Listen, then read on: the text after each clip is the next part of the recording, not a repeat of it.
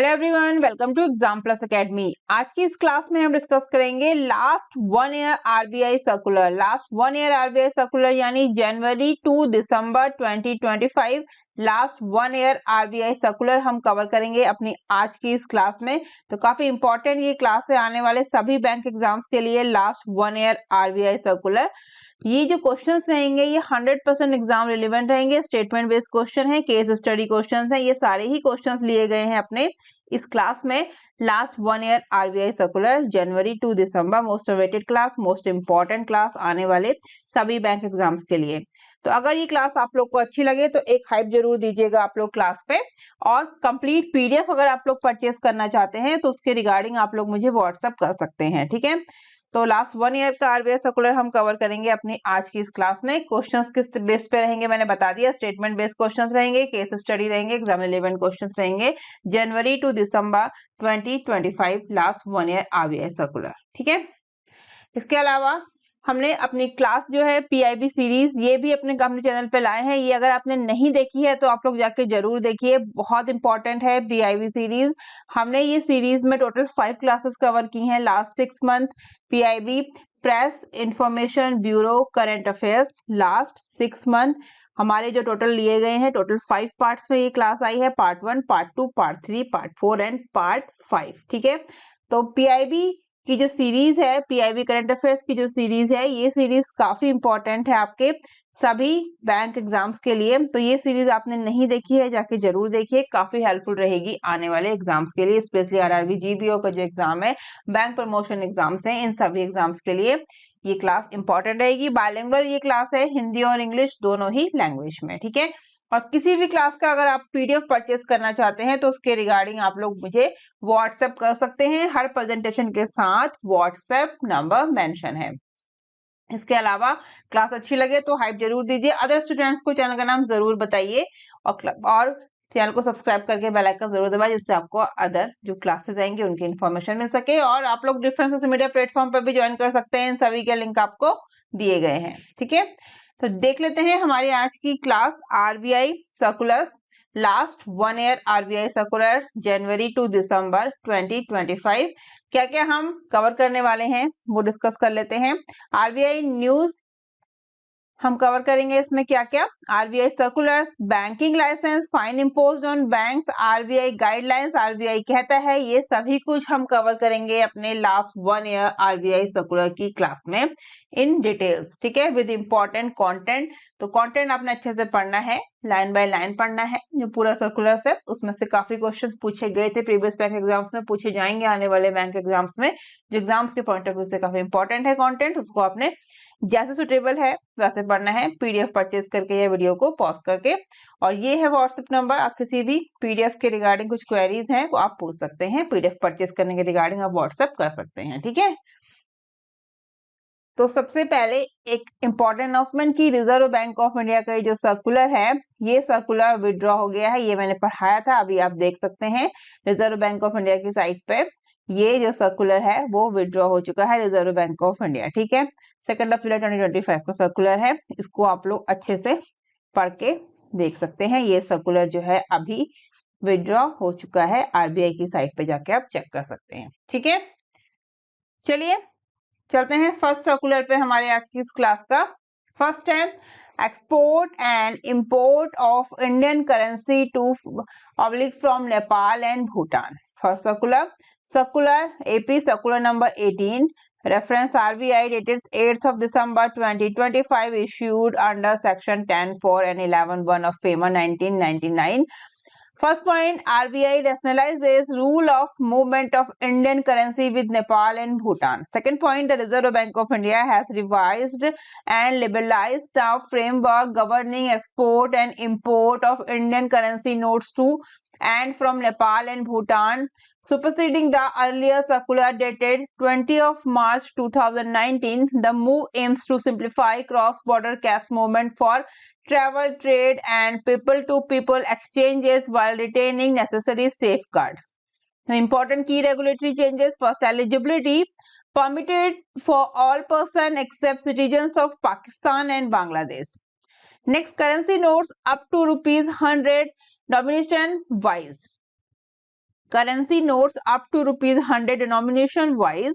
First point, no monetary limit on export to or import from Nepal and Bhutan. Second is applies to both Government of India and RBI notes. Next, currency notes above 100 rupees. First, export from India allowed up to rupees 25,000. Second, import into India allowed up to rupees 25,000. ठीक है, notes above rupees 100. Ensure symmetry in outwards and inward movement. तो किस तरह से questions बन सकता है? First is which of the following combination is correctly matched. यहाँ पे कैटेगरी दी है, यहाँ पे लिमिट्स दी है. ठीक है, तो ये आपको दिया है. इसमें denominations is less than and greater than rupees 100. Denomination less than equal to rupees 100 unlimited. Okay, denomination greater than rupees 100 export rupees 25,000. Denomination greater than rupees 100 import rupees 25,000. Right answer option C. All three is the right category दी है, ये limits दी हैं. ठीक है, तो less than और equals to का कितना है? अनलिमिटेड 100 रुपीज की नोट की बात है. यहाँ पर denomination is greater than rupees 100, export में rupees 25,000 is right, and denomination is greater than rupees 100, import rupees 25,000. तो तीनों ही सही है, तो all three is the right answer of this question. Export from India allowed up to 25,000, import it into India allowed up to 25,000. किसकी बात हो रही है? Currency notes about rupees 100 and currency notes up to rupees 100 denomination wise की बात है, तो no monetary limit on export to और import from Nepal and Bhutan applies to both government of India and RBI notes. ठीक है, इसी पे बेस ये क्वेश्चन था. राइट आंसर हो जाएगा. तीनों ही इसमें मैच कर रहे हैं करेक्टली. सेकेंड, हमारा कॉन्सेप्ट क्लियर करते चलेंगे. केस स्टडीज पे कैसा केस स्टडी क्वेश्चन पूछा जा सकता है, इसी पे बेस्ड है. देखते हैं. Import from Bhutan. ठीक है, import from Bhutan be returns from Bhutan to India with rupees 26,000 in rupees 200 notes, rupees 5,000 in rupees 50 notes. दो आपको स्टेटमेंट दी हैं. What should be the regulatory position, ये आपसे पूछा गया है. ठीक है, फर्स्ट पॉइंट है entire amount is permitted. Second है rupees 1,000 और rupees 200 note must be surrender. Third है only rupees 25,000 in total may be brought, and fourth है rupees 200 notes are not permitted for import. right, क्या हो जाएगा? rupees 1,000 of rupees 200 notes must be surrendered. ठीक है, जो हमने अभी अपनी कंप्लीट सर्कुलर्स देखा था उसी पे बेस्ड ये एक केस स्टडी क्वेश्चन है कि someone is import from Bhutan. He returns from Bhutan to India with rupees 26,000 in 200 notes and rupees 5,000 in rupees 50 notes. What should be the regulatory positions? Right, क्या हो जाएगा? rupees 1,000 of rupees 200 note must be surrendered is the right option. देखें कैसे? तो notes greater than rupees 100 limit to rupees 25,000 and rupees 50 notes unlimited. तो rupees 50 के notes हैं वो unlimited. Rupees greater than notes तो किससे हैं? किससे बड़े? 100 रुपये से. कितने? 25,000. ठीक है, नेक्स्ट जो केस स्टडी क्वेश्चन बनता है वो क्या है? Mixed denomination travel scenario. Mr. A, an Indian resident, plans to travel from India to Nepal. He is carrying first point rupees 18,000 in rupees 500 notes and rupees second point rupees 12,000 in rupees 100 notes. Which of the following is correct? तो कौन सा correct होगा? जो नीचे आपको चार options दिए हैं. He may carry the entire amount without restriction. Yeah, it's a correct. Second, he must reduce the rupees 500 notes to rupees 7,000. Incorrect. Third one, he may carry rupees 25,000 in rupees 500 notes only is incorrect. Fourth, he cannot carry rupees 500 notes at all is incorrect. Right answer, option A is the right answer. He may carry the entire amount without restriction. Mr. A an Indian resident plan to travel from India to Nepal. He is carrying 18,000 in 500 notes and 12,000 in 100 notes. ठीक है, mix denomination travel scenario रहेगा ये case study. ठीक है, तो ₹100 notes कितने हैं? Unlimited. And notes greater then ₹100, ₹18,000 less than और इक्वल्स टू ₹25,000 इज परमिटेड, जो हमने डिस्कस किया था अपने इस पे. देखिए, export from India and into allowed India, import into India. ठीक है, कितना? 25. ठीक है, 25,000 ये हमने डिस्कस किया था, उसी पे है. नेक्स्ट चलेंगे. नेक्स्ट क्वेश्चन में क्या पूछा गया है? Case study. Mr. C, a citizen of Bangladesh but resident in India, intends to take ₹10,000 in ₹500 notes and ₹5,000 in ₹100 notes to Nepal. Which of the following applies? A, B, C, D. तीन आपको दिए हैं. ठीक है, तो permitted as limits are within prescribed selling is incorrect. Second, permitted only with RBI approval is incorrect. Third one, prohibited irrespective of amount is correct. And fourth one is allowed only for ₹100 denomination notes is incorrect. So option C is the correct. Mr. C, citizen of Bangladesh but residents in India, intends to take ₹10,000 in 500 notes and ₹5,000 in 100 notes to Nepal. Which of the following prohibited irrespective of amount is correct statement? Next one, which of the following correctly describes the rule for export of Indian currency notes of denomination above ₹100 to Nepal or Bhutan? There are the four statements. Which one is correct? So allowed up to ₹25,000, option C is correct, because prohibited in all cases is incorrect. Allowed without limit is incorrect. Allowed only with the RBI approval is incorrect. Right answer, allowed up to ₹25,000. Next circular. RBI amended the Small Finance Banks Credit Facilities Directions 2025 to comprehensively revamp the gold metal loans GML framework. ये है RBI circular. हमारा second circular. First circular हमने discuss किया, उस पे हमने कुछ case study question discuss किए, स्टेटमेंट बेस्ड क्वेश्चन डिस्कस किए. अब हम अपने सेकंड सर्कुलर को डिस्कस करेंगे. सेकंड सर्कुलर है हमारा RBI amended the Small Finance Banks Credit Facilities Directions 2025 to comprehensively revamp the gold metal loans framework. Okay, first, issued under Section 21 and 35A of the Banking Regulation Act 1949. Second, new definitions inserted for gold metal loans GML, GMS linked GML, import linked GML, and old Chapter 5 deleted and replaced with a new Chapter 5A gold metal loans GML. RBI has laid down prudential valuation, risk management, repayment, and disclosure norms for GML. Quarterly supervisory reporting on GML introduced. Effective date 1st of April 2026. Early adoptions permitted. Okay. तो ये है हमारा second circular. RBI amended the Small Finance Bank Credit Facilities Directions 2025 to comprehensively revamp the gold metal loans GML framework. Repayments norms category or repayment tenure. Jewelry exporters as per foreign trade policy FTP, other jewelers maximum 270 days. और GMS linked GML options to repay principal in physical gold with conditions. ठीक है, ये है हमारी category and this is the repayment tenure.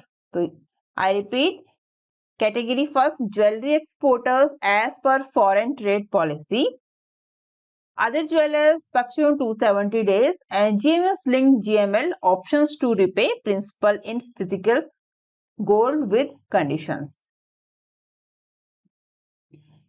Next, RBI amended the Commercial Banks Credit Facilities Directions 2025 to revamp the Gold Metal Loans GML framework. ठीक है. First one is issued under sections 21 and 35A of the Banking Regulation Act 1949. New definition introduced for gold metal loans GML. Second, GMS linked GML. Third one, import linked GML. Existing chapter 5 on GML deleted and replaced with new chapter 5A gold metal loans GML. RBI has prescribed prudential valuation, risk management, repayment and disclosure norms for GML. Third is quarterly supervisory reporting Annex 5 or GML mandated. Effective date 1st of April 2026. Early adoption permitted. Type 1 and source of gold and repayment.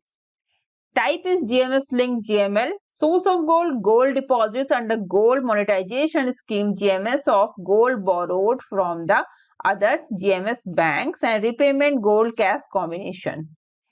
Next type, import linked GML. Source of gold, imported gold by nominated banks and repayment cash only. It's our third circular. RBI amended the Commercial Banks Credit Facilities Directions 2025 to revamp the Gold Metal Loans GML framework. Okay. Next point, eligible banks and borrowers.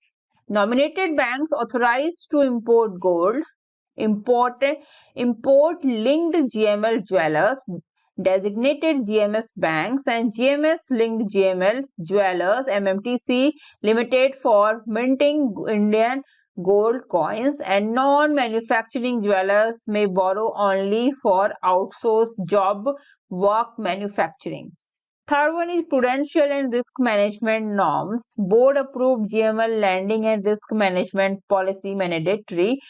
Policy must specify categories of GML undertaken, limits on quantity of gold per borrower, overall outstanding GML, due diligence and credit assessment norms, and capital adequacy and prudential norms apply like any other loan.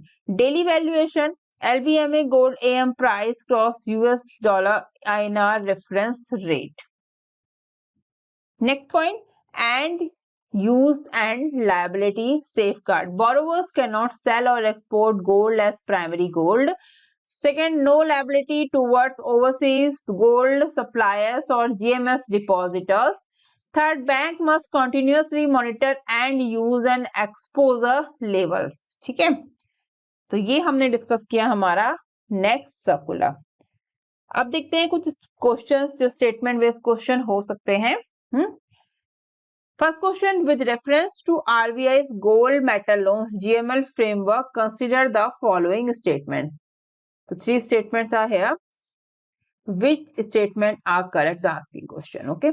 First statement, GML refers to loan extended in the form of gold metal to specified borrowers. Is correct or incorrect? It's a correct statement.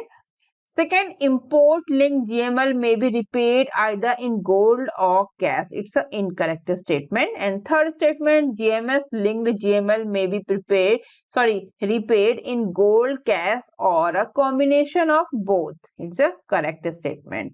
So 1 and 3 only is the correct statement.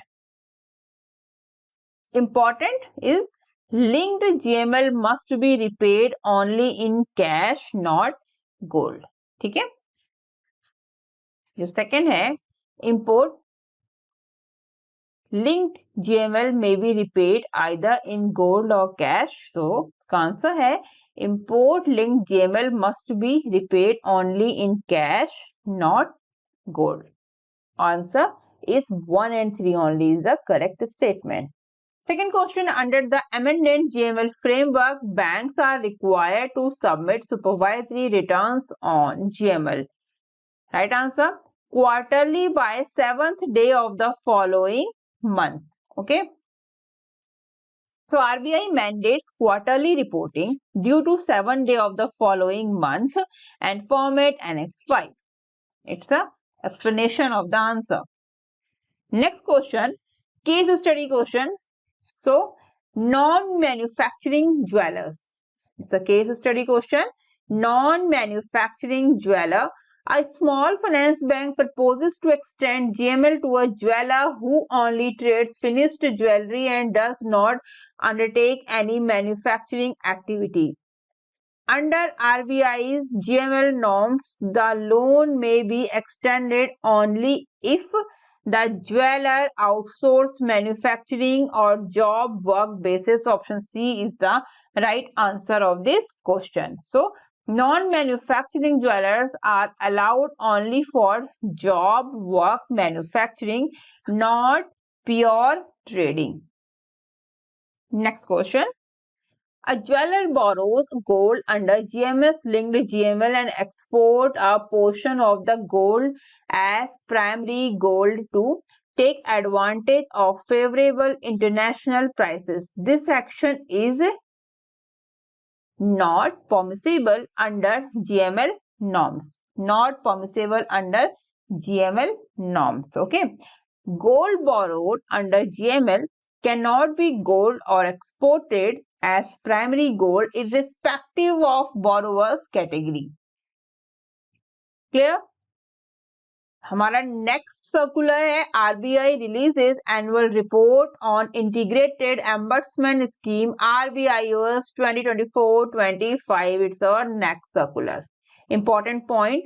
First, the Reserve Bank of India (RBI) has released the annual report of the Reserve Bank Integrated Embersment Scheme (RBIOS 2021) for the period April 1st, 2024 to March 31st, 2025, highlighting significant progress in India's consumer grievance redressal ecosystem. First point, complaints rise but intensity falls. A total of 13.34 lakh complaints were received in 2024-25, marking a 13.55% increase over the previous year. However, complaints per lakh bank accounts declined from 8.9 to 7.7, indicating improved grievance handling by regulated entities (REs). Second, strong digital adoption. Over 91% of complaints were lodged through digital channels, CMS portal or email, underscoring growing public awareness and ease of access. Third point, who complain and against whom? Individual accounted for 87.19% of complaints. Second, bank attracted the highest share, 81.53%, followed by NBFCs 14.80%. Third, last one is private sector banks overtook public sector banks in complaint share, while small finance bank recorded a sharp 42% rise in complaints. Next, top grievances cases. 5 categories made up over 86% of complaints, led by loan and advances 29.25%, followed by credit cards, mobile electronic banking deposits and ATM debit cards. Notably, digital banking complaints declined by 12.74%, reflecting better system controls. Next, high disposal efficiency. 2.90 lakh complaints disposed at ombudsman offices.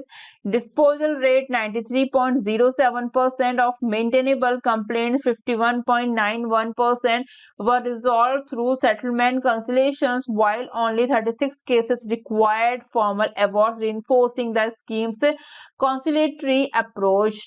Next is non-maintainable complaints. Over 1.09 lakh complaints were closed as non-maintainable, mainly due to first resort complaints, duplicates, incomplete information or matter outside RBI jurisdictions. Next is appeal remain limited. Only 104 appeals were filed during the year, largely by complaints, indicating broad acceptance of ombudsman decision. And next, operational gains. Average cost per complaint fell from 1,732 to 1,582.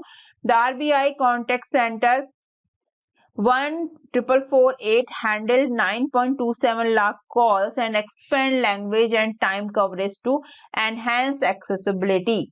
Next is consumer protection measures. During the year, RBI intensified efforts to protect consumer by issuing advisories against digital arrest and impersonation frauds, strengthening key fact statements, norms for loans, simplifying KYC via the central KYC registry, setting 14-day loan sanction timelines for MSME and increasing the collateral free agricultural loan limit to rupees 2 lakh. Way forward 2025-26, RBI plans to review the embezzlement scheme, strengthening internal grievance redressal system of REs, issues fresh master directions on complaint handling and upgrade the complaint management system to further enhance consumer confidence and protection. So इस पे base कुछ questions देखते हैं. First question, regarding the RBI contact center 14448 consider.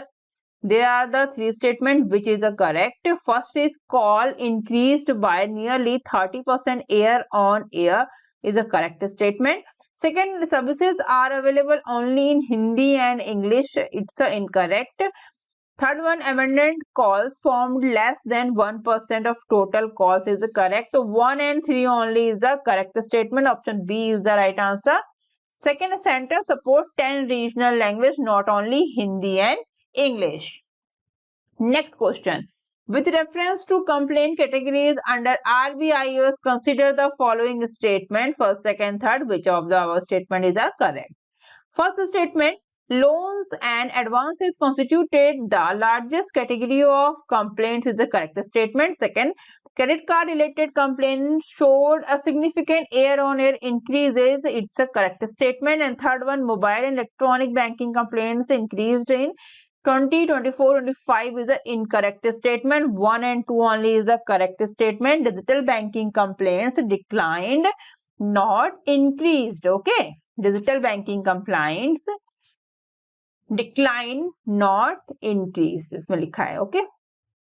It's a incorrect.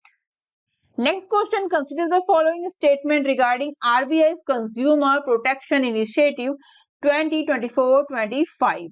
RBI, first statement, RBI issued measures to curb voice call and SMS based financial frauds is the correct statement. Second, the collateral free agricultural loan limit was increased. It's a correct statement. Third one, RBI reduced the turnaround time for MSME loan sanction to 7 days. It's an incorrect statement. So which of the following statement is about correct? 1 and 2 only is the correct statement. Statement 3 is incorrect. MSME loan TAT was fixed at 14 days, not 7 days. Okay, so that's why it's a incorrect statement. Next circular is Reserve Bank of India Commercial Banks Responsible Business Conduct Amendment Direction 2025. So Reserve Bank of India Commercial Banks Responsible Business Conduct Amendment Directions 2025 is our next circular. Circular number RBI 2025-2026-103 dated 4th of December 2025. Applicability, commercial banks excluding small finance bank, payment banks and local area banks. Effective date 1st of April 2026 or date of adoption by the bank, whichever is earlier, issued by the Reserve Bank of India under Section 35A of the Banking Regulation Act 1949. These amendments finalize the revised framework for basic saving bank deposit BSBD accounts to promote financial inclusion, affordability and customer-centric banking. New definition introduced: digital payment transaction is equal to same as electronic fund transfer under the Payment and Settlement System Act 2007. Next point is BSBD account mandatory free facilities. Para 86.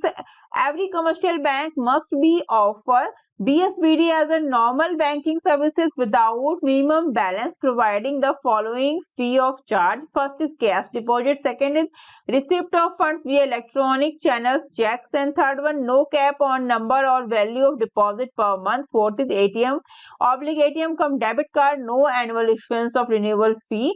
Fifth is checkbook, minimum 25 check leaves per year. Sixth is internet and mobile banking. Seventh is passbook or monthly statement print / email, continuous passbook free. And eighth is at least 4 free withdrawals per month ATM plus transfer own or other banks ATMs.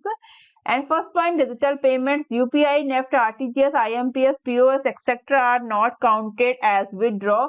Second is charges or digital payments as per RBI, NPCI, Government of India guidelines. Customer choice is mandatory. Para 86A, ATM card, checkbook, internet, mobile banking only if customer request. Banks cannot force customers to avail these facilities at opening or later. Existing BSBD accounts, para 86B, newly added. Free facilities, checkbook, internet, mobile banking, etc. Next is to provide it on customer request. And last point is request must be ended via physical or digital modes. Next is additional facilities, para 87. Bank may offer extra services with or without charges. Next, must be non-discriminatory or discriminatory, transparent. Next, no minimum balance required allowed, and availment is strictly optional. Next, KYC and minors, para 88. Governed by RBI Commercial Banks KYC Directions 2025. BSBD accounts for minor subjects to para 186 to 191. Next is no initial deposit, para 89. And banks cannot insist on any initial minimum deposit. And next is conversion to BSBD, para 90. Existing saving accounts BSBD must be converted within 7 days of return request, and digital request options mandatory. 1 BSBD per customer, para 91. Only 1 BSBD account per individual across all banks. Mandatory declaration from customer before opening conversion. सो ये complete हुआ हमारा circular. इस पे based हम अपने questions देखते हैं किस तरह के क्वेश्चंस पूछे जा सकते हैं एग्जाम्स में. Match list 1 provision with list 2 correct discrimination. ठीक है, इससे मैच करना है हमने. लिस्ट 1 ये है एंड लिस्ट 2 ये है. List 1 provision and list 2 correct description. ठीक है. First, a digital payment transaction किसके साथ मैच है? As per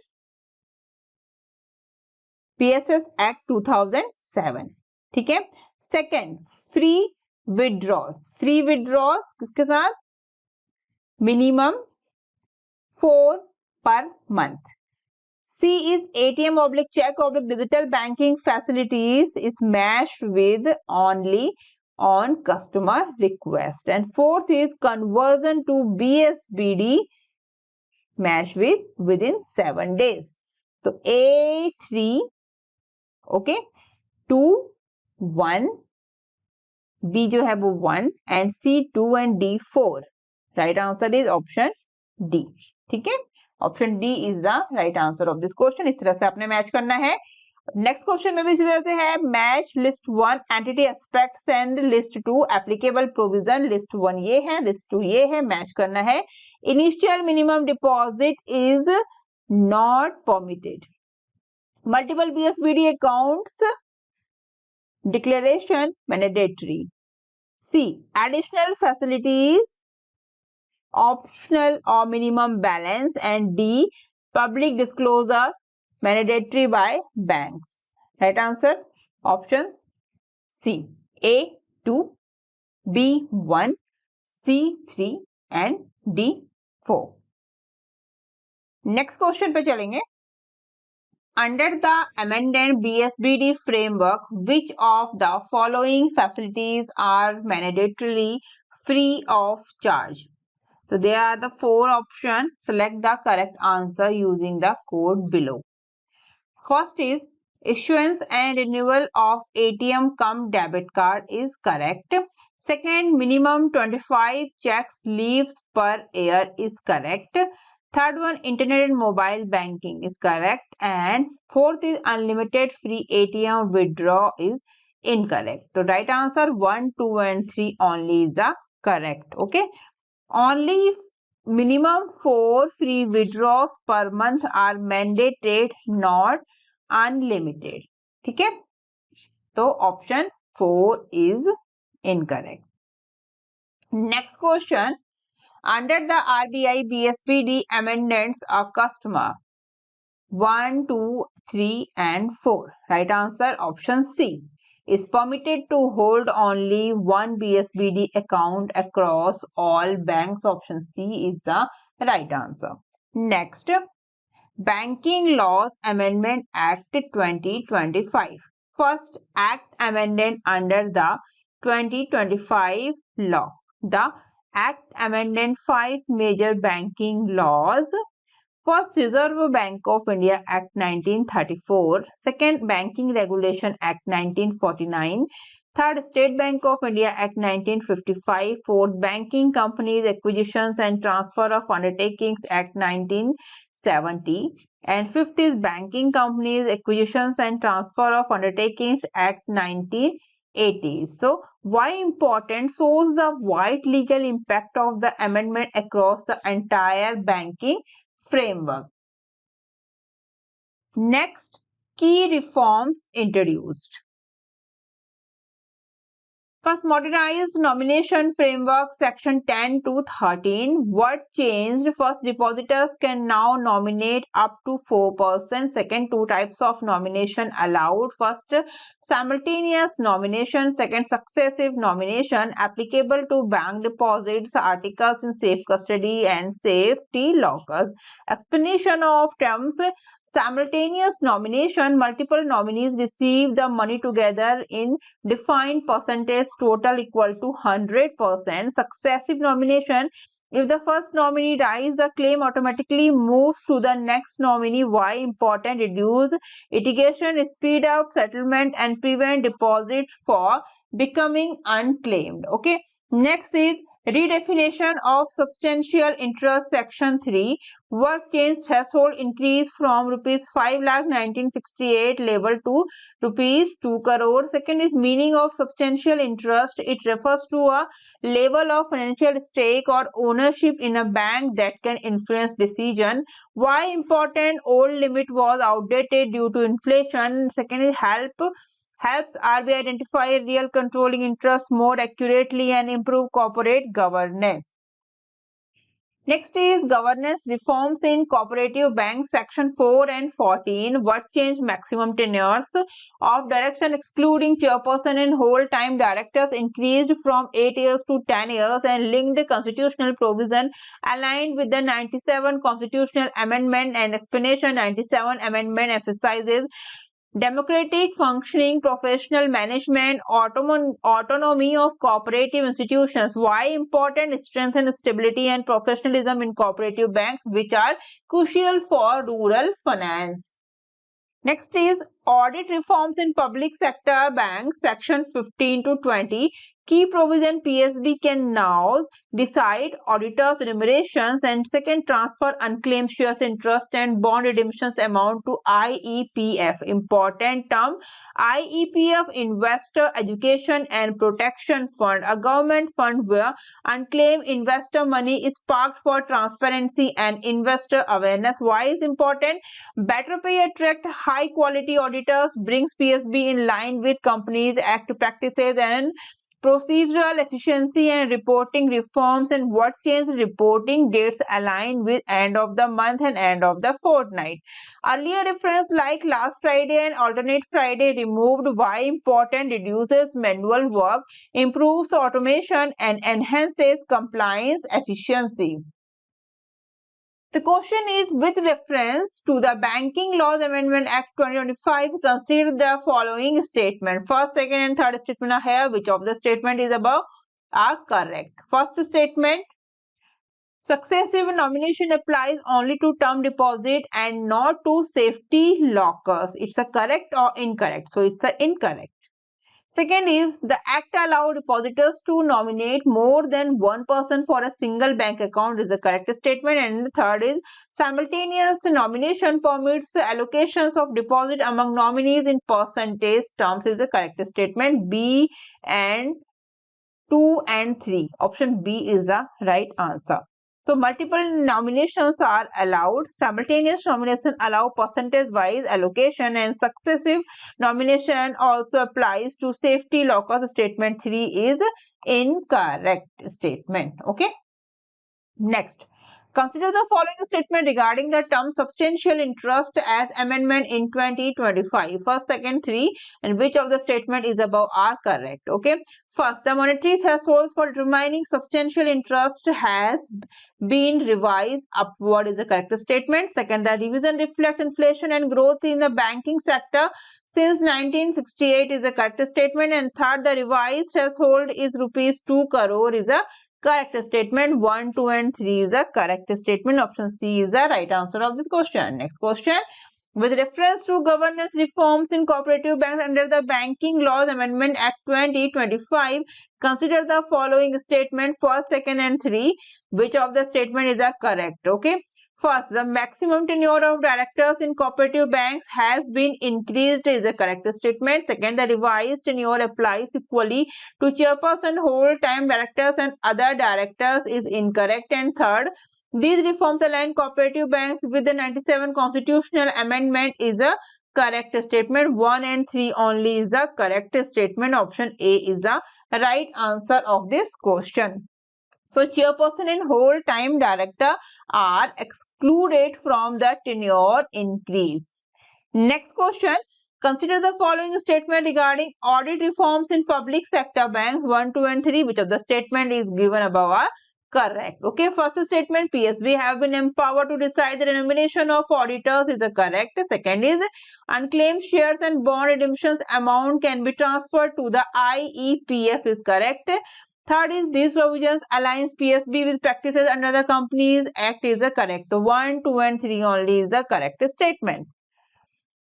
Next, our next circular is Reserve Bank of India Rural Cooperative Bank CRR and SLR Amendment Directions 2025. First point is most important. First point is the Reserve Bank of India has issued the RBI Rural Cooperative Bank Cash Reserve Ratio and Statutory Liquid Ratio Amendment Directions 2025 on December 11, 2025 to align CRR and SLR maintenance and reporting with the Banking Laws Amendment Act 2025. Important key highlight. First point, calendar-based fortnight introduced. The definition of fortnight has been revised from a Friday-based cycle to a calendar-based period.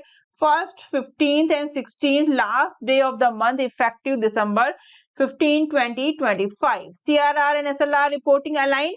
All references to alternate Friday on Friday have been replaced with last day of the fortnight, improving clarity and operational efficiency. Next point, simplified reporting structure. The earlier system of provisional, final and special form B has been discontinued. A single form B CRR return will now be submitted fortnightly, while form 1 SLR will be submitted monthly through the CIMS portal. Next point, transition arrangements notified CRR and SLR maintenance during December 16 to 31, 2025 and December 1 to 15, 2026 will be based on a specified historical NDTL dates to ensure smooth transitions. Next point, minimum CRR compliance during transitions. During the transitions period December 13 to 15, 2025, bank must maintain 100% of the required CRR. Next, regulatory power invoked directions have been issued under Section 35A of the Banking Regulation Act 1949. Read the Section 42 of the RBI Act 1934 of Section 18 and 24 of the Banking Regulation Act 1949. So, this is RBI circular. Next, Reserve Bank of India Rural Cooperative Banks CRR and SLR Amendment Directions 2025. अब चलते हैं statement based question पे.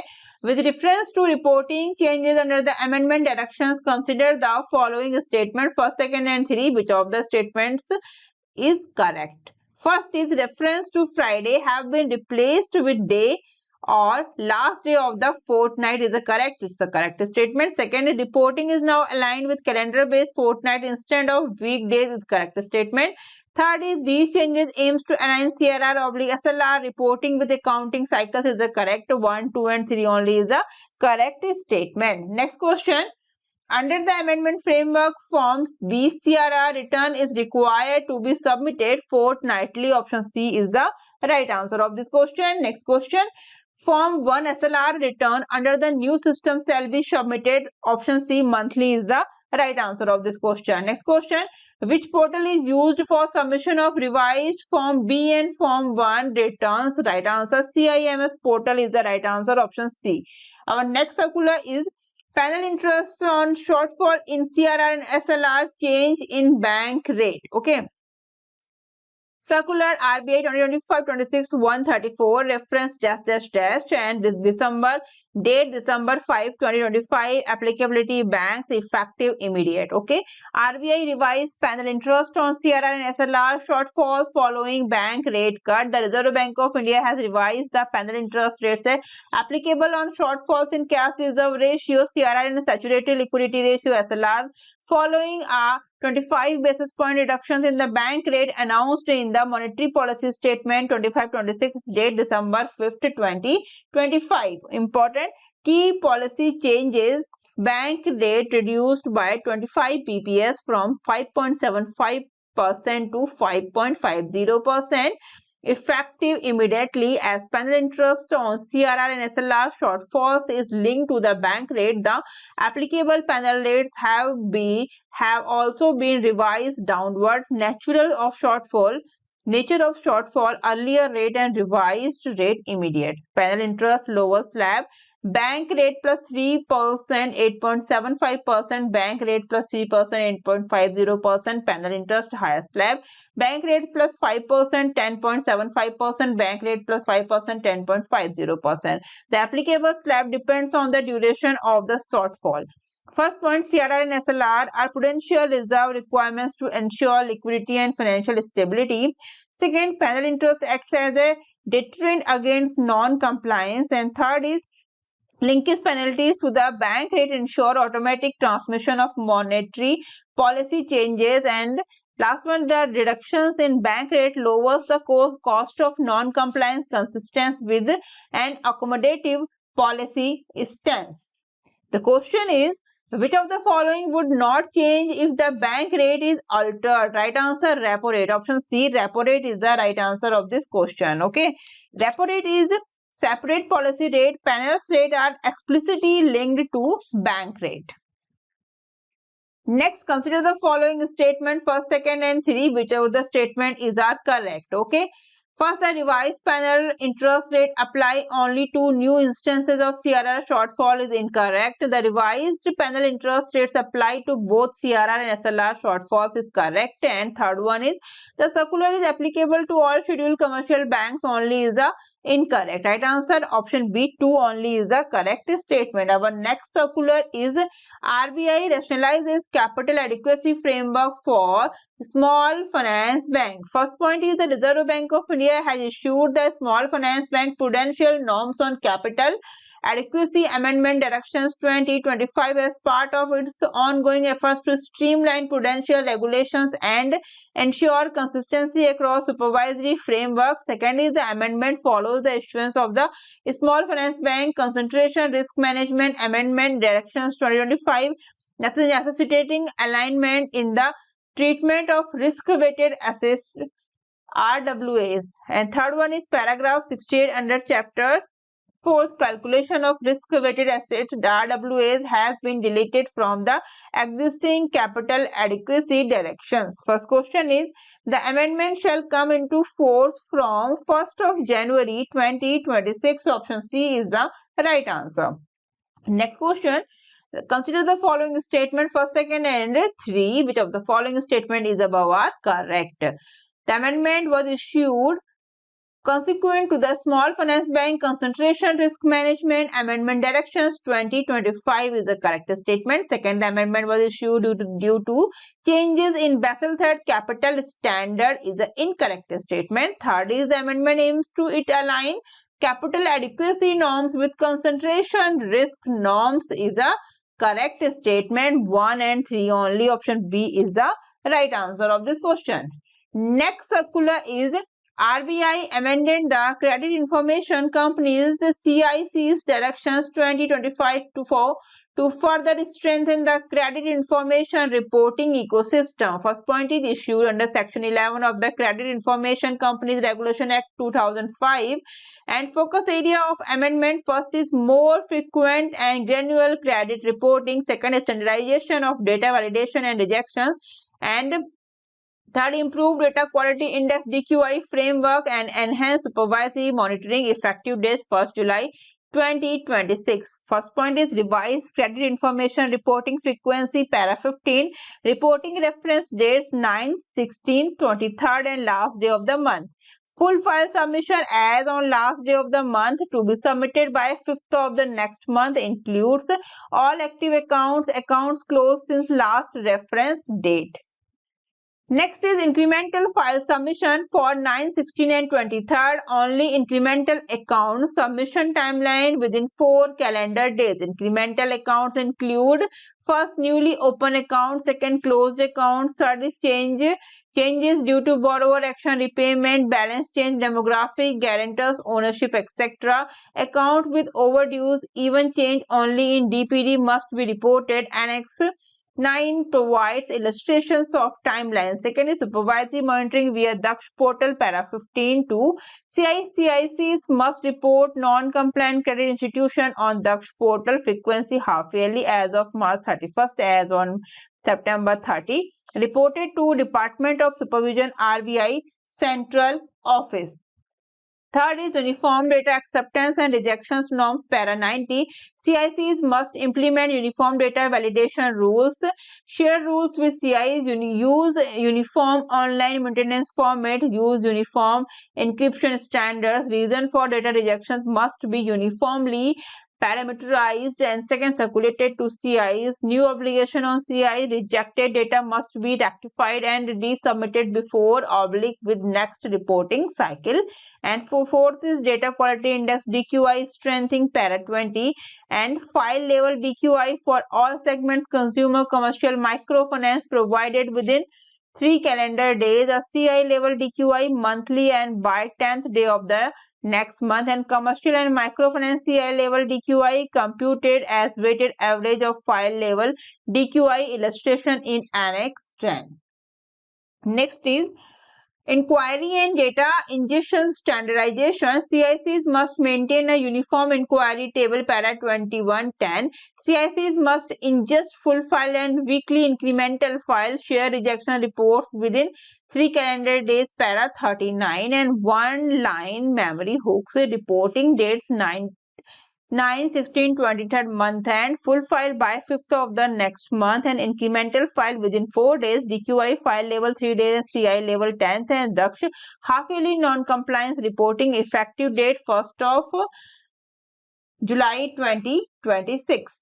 Okay, first question is CICs are required to report non-compliant credit institutions on the Daksh portal at which frequency? Half yearly, option C is the right answer of this question. Daksh reporting half yearly, March 31st and September 30. Next question, case study question. A CIC provides file level DQI to a CI after 7 days of receipt of data and CI level DQI after 20 days. Identify the correct position. Here's the 4 point.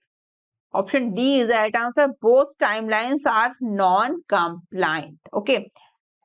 Option D is the right answer. File level DQI within 3 days and CI level DQI by 10th of next month. Our next circular is RBI amendment to credit information reporting framework for commercial banks to further strengthen the accuracy, timelines and integrity of credit data. First issued under section 11 of the Credit Information Companies Regulation Act 2005.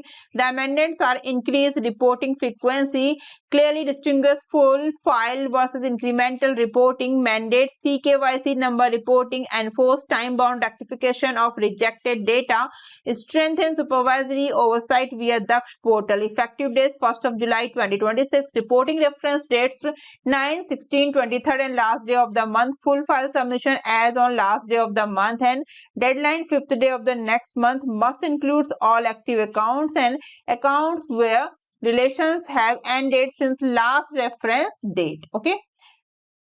Next point, incremental file submission applicable for 9th, 16, 23rd timeline within 4 calendar days must include newly opened accounts, closed accounts, changes due to borrower action, repayments, balance, demographic updates, guarantor, ownership, account type, account with overdues, even change only in days past due DPD, supervisory oversight via Daksh portal. CICs must report non-complaints commercial banks on Daksh portal.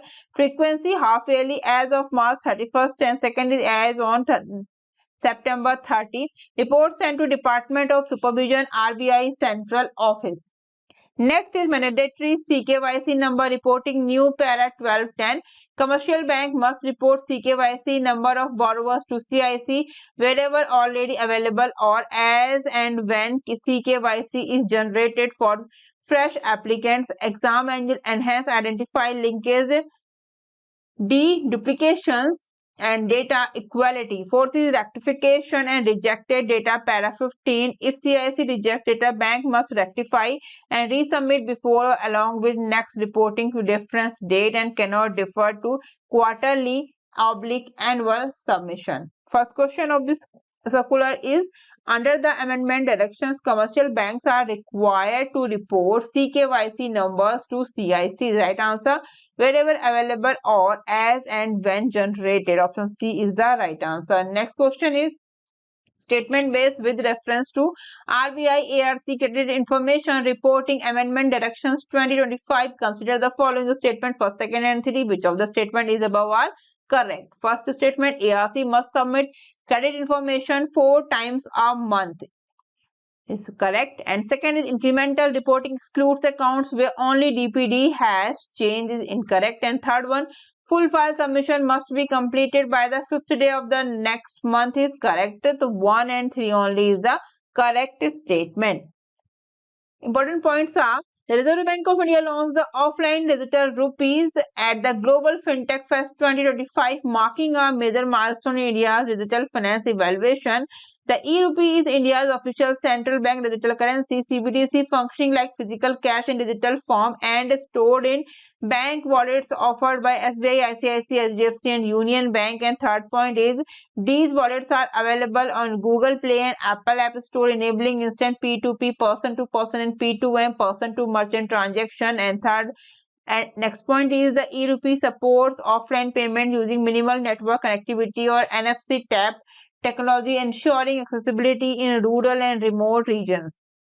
Next point, the programmable e-rupee is being tested in government schemes like Gujarat, GSFL in Andhra Pradesh, DPAM 2.0, promoting efficient subsidy delivery, financial inclusion and transparency. And next point is, last point is, India's first retail e-rupee pilot began on December 1st, 2022 with over 7 million users participating so far. Okay. Reserve Bank of India trade relief measures directions 2025. ठीक है, तो क्या क्या है पहले ये discuss कर लेते हैं. First, objective. RBI issues these directions to ease debt servicing burden caused by global trade disruptions and support continuity of viable export businesses. Next, legal basis. Directions are issued under powers from the Banking Regulation Act, RBI Act, NHB Act, Factoring Regulation Act and CIC Regulation Act. Next है हमारा coverage.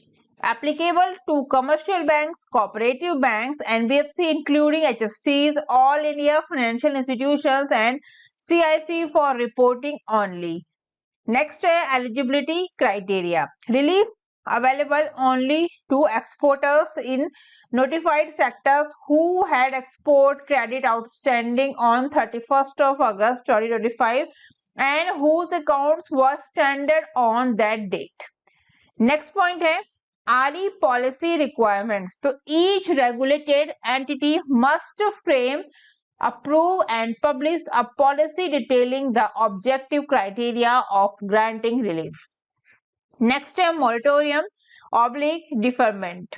So REs may grant moratorium on term loan installment and defer interest recovery on CC / OD for dues falling between 1st September to 31st of December 2025 with simple non-compound interest applicable. Next है funded interest term loan FITL. Accrued interest during the moratorium may be converted into FITL repayable between 1st of April to 30 of September 2026.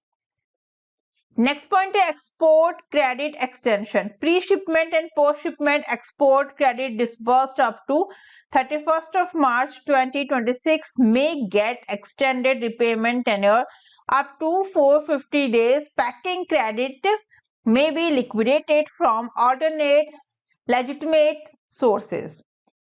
Next है assets classification and reporting. Moratorium period is excluded from DPD counting. Such relief will not be treated as restricting. CICs must ensure a borrower's credit history remains unaffected.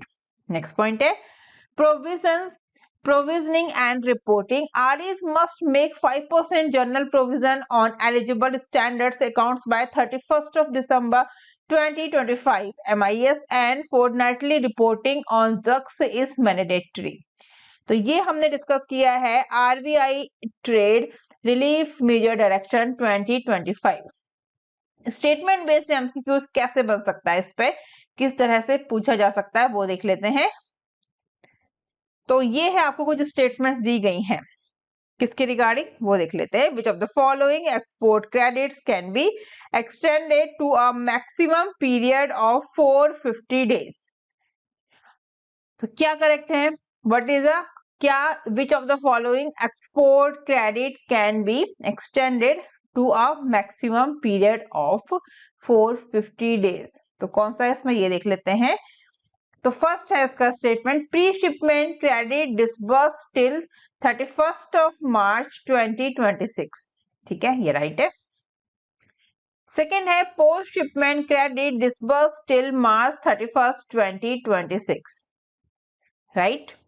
Third है pre shipment disbursed after 31st of March 2026 is wrong. And fourth post shipment credit disbursed on और before 31st of August 2025 wrong. तो right answer हो जाएगा option A. 1 and 2 only is the right answer of this question. ठीक है, ये इस तरह से स्टेटमेंट है. ये आपको पूरा कंप्लीट जो नोट्स हैं जो आरबीआई सर्कुलर है वो एक्सप्लेन किया गया है और इस पे किस तरह का स्टेटमेंट बेस्ड क्वेश्चन बनता था वो हमने डिस्कस किया है. तो इस तरह से क्वेश्चन बन सकता है और आगे कुछ और भी डिफरेंट बन सकता है इसी कंटेंट पे. तो इस तरह से क्वेश्चन पूछे जाएंगे. ठीक है, नेक्स्ट पे चलेंगे हम. नेक्स्ट सर्कुलर क्या है, withdrawal of ₹2000 denomination bank notes status. Withdraw of ₹2000 denomination bank notes status देख लेते हैं. तो RBI had announced withdrawal of ₹2000 notes on 19th of May 2023 through press released 2023-24/257. First point. Second point हम बात किसकी कर रहे हैं सर्कुलर की, withdraw of ₹2000 denomination bank note status. Second point है RBI publishes periodic updates on the status of the withdrawal. The previous update was issued on October 1st, 2025. Third point है deposit/exchange facility to bank branches across the country was available till 7th of October 2023.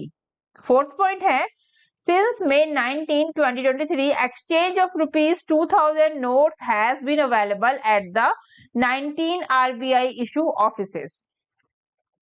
Next point है from October 9, 2023, RBI issue offices are also accepting ₹2000 notes for deposit into bank notes. Next point, public can send ₹2000 notes via India Post from any post office to any RBI issue office to credit to their bank account. Next point, at the time of announcement 19th of May 2023, the total value of ₹2000 notes in circulation was ₹3.56 lakh crore. Next point, by 31st of October 2025, the value of ₹2000 notes in circulation had declined to ₹5817 crore. तो ये जो मैं आपको पढ़ा रही हूँ इस पे हम डिस्कस करेंगे एक स्टेटमेंट बेस्ड क्वेश्चन. ठीक है, नेक्स्ट पॉइंट है 98.37% of the rupees 2000 notes in circulation as of 19th of May 2023 have been returned. Last point, rupees 2000 bank notes continue to remain legal tender. तो ये हमने कुछ इंपॉर्टेंट पॉइंट्स पढ़े थे circulars withdrawal of rupees 2000 denomination bank notes status. तो इस जो कुछ इंपॉर्टेंट पॉइंट्स थे सर्कुलर्स के, उस पे किस तरह के स्टेटमेंट बेस्ड क्वेश्चंस बन सकते हैं। तो आपको दो स्टेटमेंट्स यहाँ पर दी गई हैं। First statement, RBI issue offices have been providing exchange facility for rupees 2000 notes since May 19, 2023. तो ये स्टेटमेंट ट्रू है या फॉल्स है? तो इट्स अ ट्रू। ठीक है, ये स्टेटमेंट क्या है हमारी? ट्रू है, राइट है। स्टेटमेंट 2 में क्या बोला गया है? RBI issues offices started accepting rupees 2000 notes for deposit into bank accounts from October 9, 2023. It's a true. तो हमारा आंसर हो जाएगा option A, both statements are true. तो ये हो जाएगा राइट आंसर। ठीक है, इस तरह से दो स्टेटमेंट देके आपसे पूछा है कि क्या ये दोनों स्टेटमेंट ट्रू है या फॉल्स है, या एक ट्रू है या एक फॉल्स है, या फिर first false second true first false, इस तरह से आपसे ऑप्शंस में दिए होंगे। अगर आपको पूरी इंफॉर्मेशन पूरा कंटेंट आपने अच्छे से पढ़ा होगा तो आप स्टेटमेंट बेस्ड क्वेश्चन इजीली कर पाएंगे।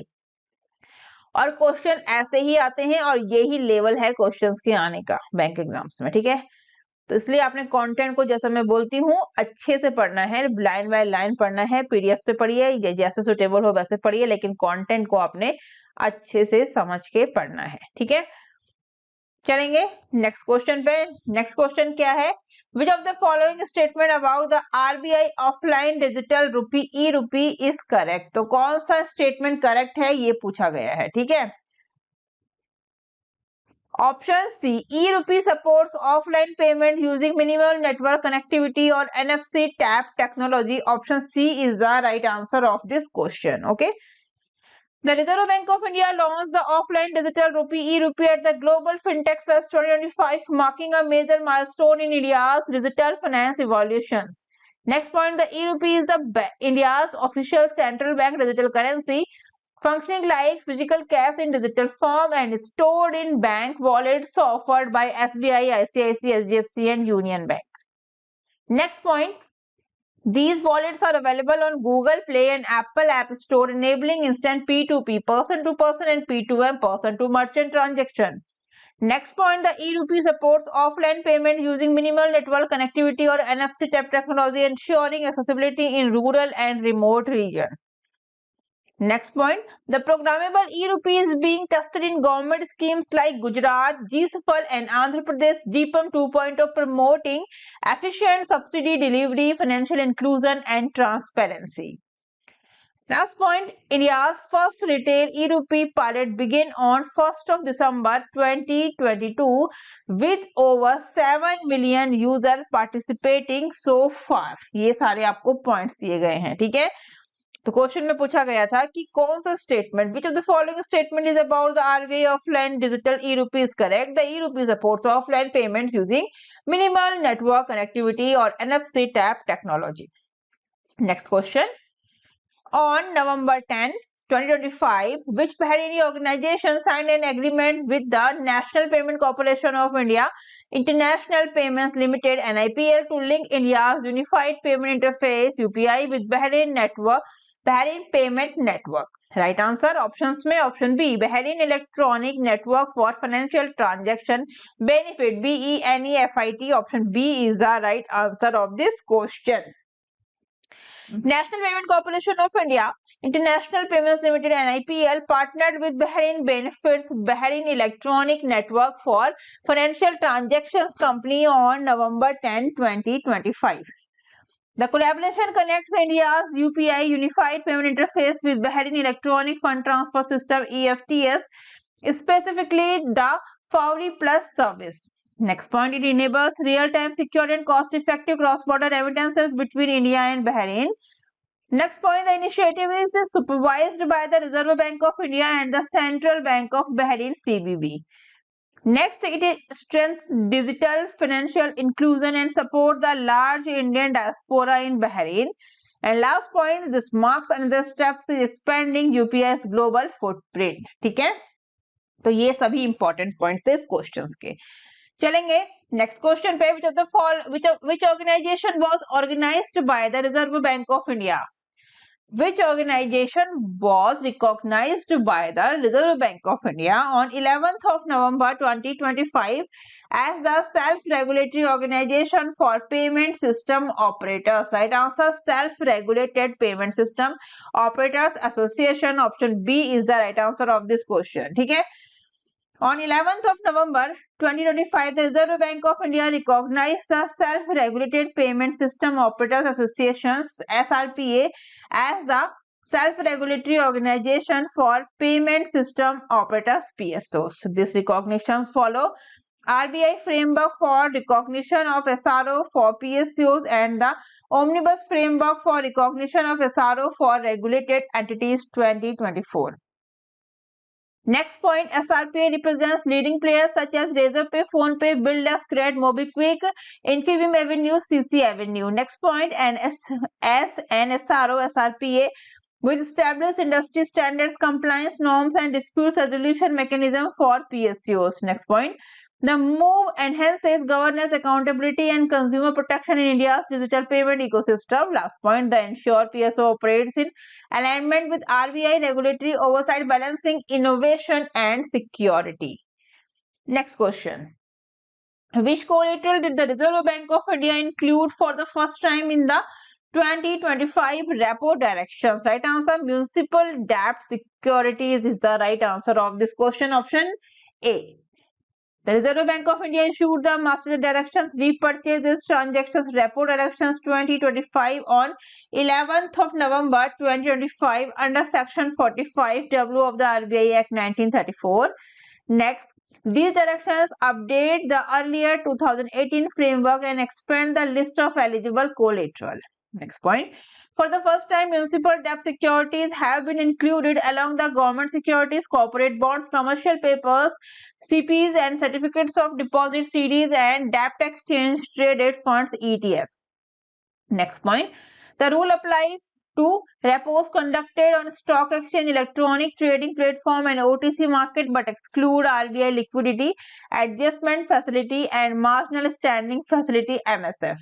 Last point. They define norms for tenure, tri-party repo system, reporting, settlement, pricing, haircuts, and accounting and compliance. Okay. क्या पूछा गया था क्वेश्चन में? Which collateral did the Reserve Bank of India include for the first time in the 2025 repo directions? Municipal debt securities. Next question.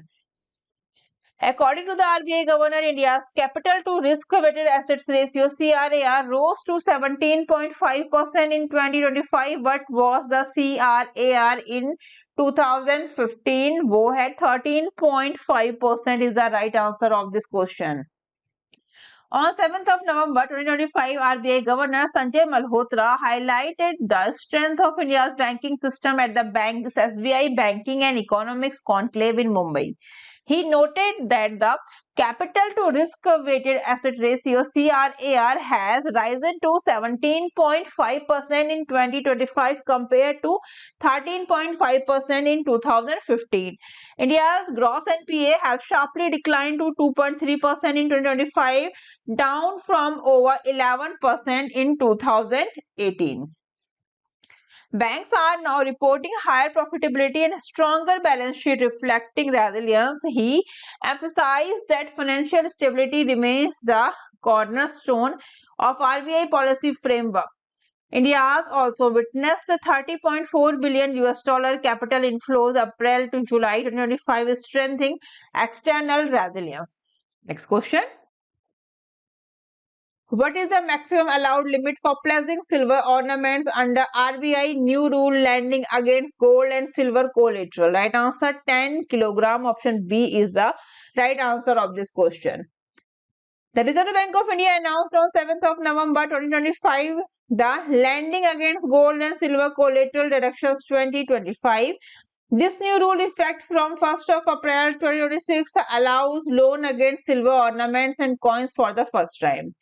Next, borrowers can pledge up to 10 kg of silver ornaments and 500 gram of silver coins as collateral. Next point, the facility will be available through banks, cooperative banks, NBFCs and housing finance companies. Next point, loan against bullions, ETFs or silver mutual fund remain prohibited to prevent misuse. Next, the move expands secured credit access especially for rural households and small businesses holding silver. Last, it marks a historic step in financial inclusion, diversifying collateral options beyond gold in India's credit system. Next question. As per the RBI draft guidelines, banks will be allowed to finance acquisitions deals up to what percentage of the acquisitions value? 70%. Option C is the right answer of this question. The Reserve Bank of India released a draft guidelines on acquisitions, financing and capital market exposure (CME). Banks will be allowed to finance up to 70% of acquisitions value, with the acquirer contributing 30% equity. Eligibility requires a strong net worth, a 3-year profit track record and a debt equity ratio capped at 3:1. For CME, RBI proposed a cap of 20% of Tier 1 capital for direct exposure and 40% for aggregate exposure. These limits cover loans, guarantees and investments linked to capital markets. The framework title RBI Commercial Banks Capital Market Exposure Directions 2025 will be effective from April 2027. It aims to ensure prudence, discipline and alignment with Basel III norms. Next question. Which of the following statement about RBI Harbinger 2025 hackathon is incorrect? Incorrect already option red है, ठीक है, तो right answer हो जाएगा option D. क्या है option D? The hackathon is exclusively for banking employees in India. It's a incorrect. It's a incorrect statement regarding Harbinger 2025 hackathon. Incorrect statement is the hackathon is exclusively for banking employees in India. It's a incorrect statement. Other statements are correct. Okay. What's the content? The Reserve Bank of India has launched a global hackathon Harbinger 2025 in Innovation for Transformation to promote secure, innovative and user-centric financial solutions. The theme of Harbinger 2025 is secure banking powered by identity, integrity and inclusivity. Participants will develop solution under 3 problem statements. First, tokenized KYC, offline CBDC, enhancing trust. Eligible participants include individual teams or entities aged 18 and above who can legally enter into a contractual agreement. A hackathon is an event where participants collaborate to develop innovative solutions to given challenges. Next, the winner for each problem statement will receive rupees 40 lakh and the runner-up will get rupees 20 lakh. A special prize of rupees 20 lakh will be awarded to the best all-women team across all problem statements. Next, each shortlisted team for the solution development phase will receive a rupees 5 lakh stipend for prototype development. It's important regarding the Harbinger 2025 Innovation for Transformation. Okay, some important points. The theme is secure banking powered by identity, integrity and inclusivity. Problem statement 1, tokenized KYC. Statement 2, offline CBDC rupee. And statement 3, enhancing trust. Okay.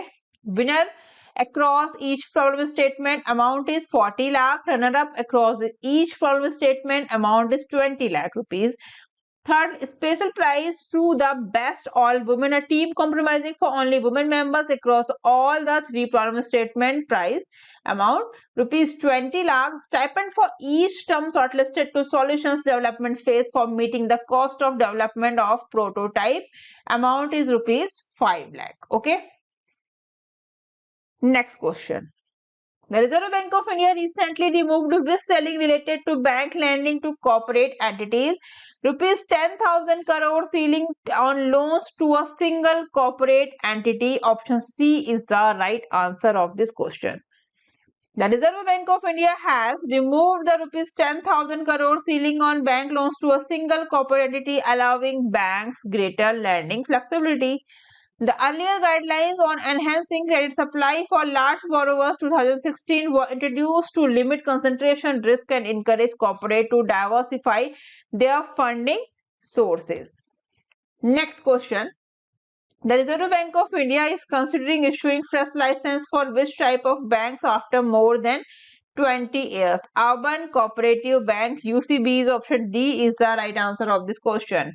The Reserve Bank of India is considering issuing fresh license for new urban cooperative banks after more than 20 years. The issuance of license was paused in 2004 due to the weak financial health of several UCBs. As of March 2024, India had 1,472 UCBs, down from 1,926 in 2004 due to amalgamation closures and consolidation efforts by the RBI.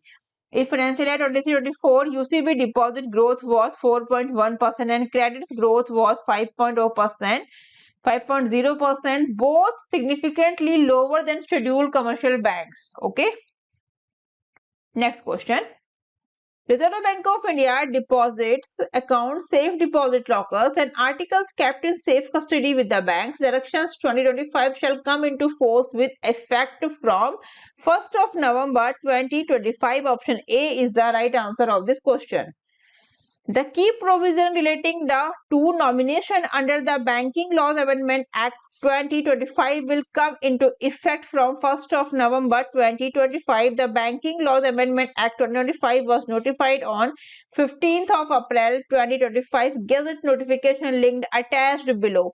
It contains a total of 19 amendments across 5 legislations. The Reserve Bank of India Act 1934, Banking Regulation Act 1949, State Bank of India Act 1955 and Banking Companies Acquisitions and Transfer of Undertakings Act 1970s and 1980s. Some important key features of these provisions are as follows. First, multiple nominations. Customers may nominate up to 4% either simultaneously or successively, thereby simplifying claim settlements for depositors and their nominees.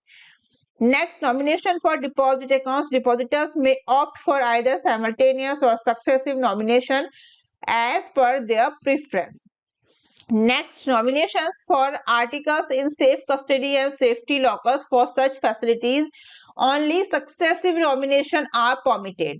Next, simultaneous nomination. Depositors may nominate up to 4% and specify the share of percentage of entitlement for each nominee, ensuring that the total equals 100% and enabling transparent distributions amongst all nominees.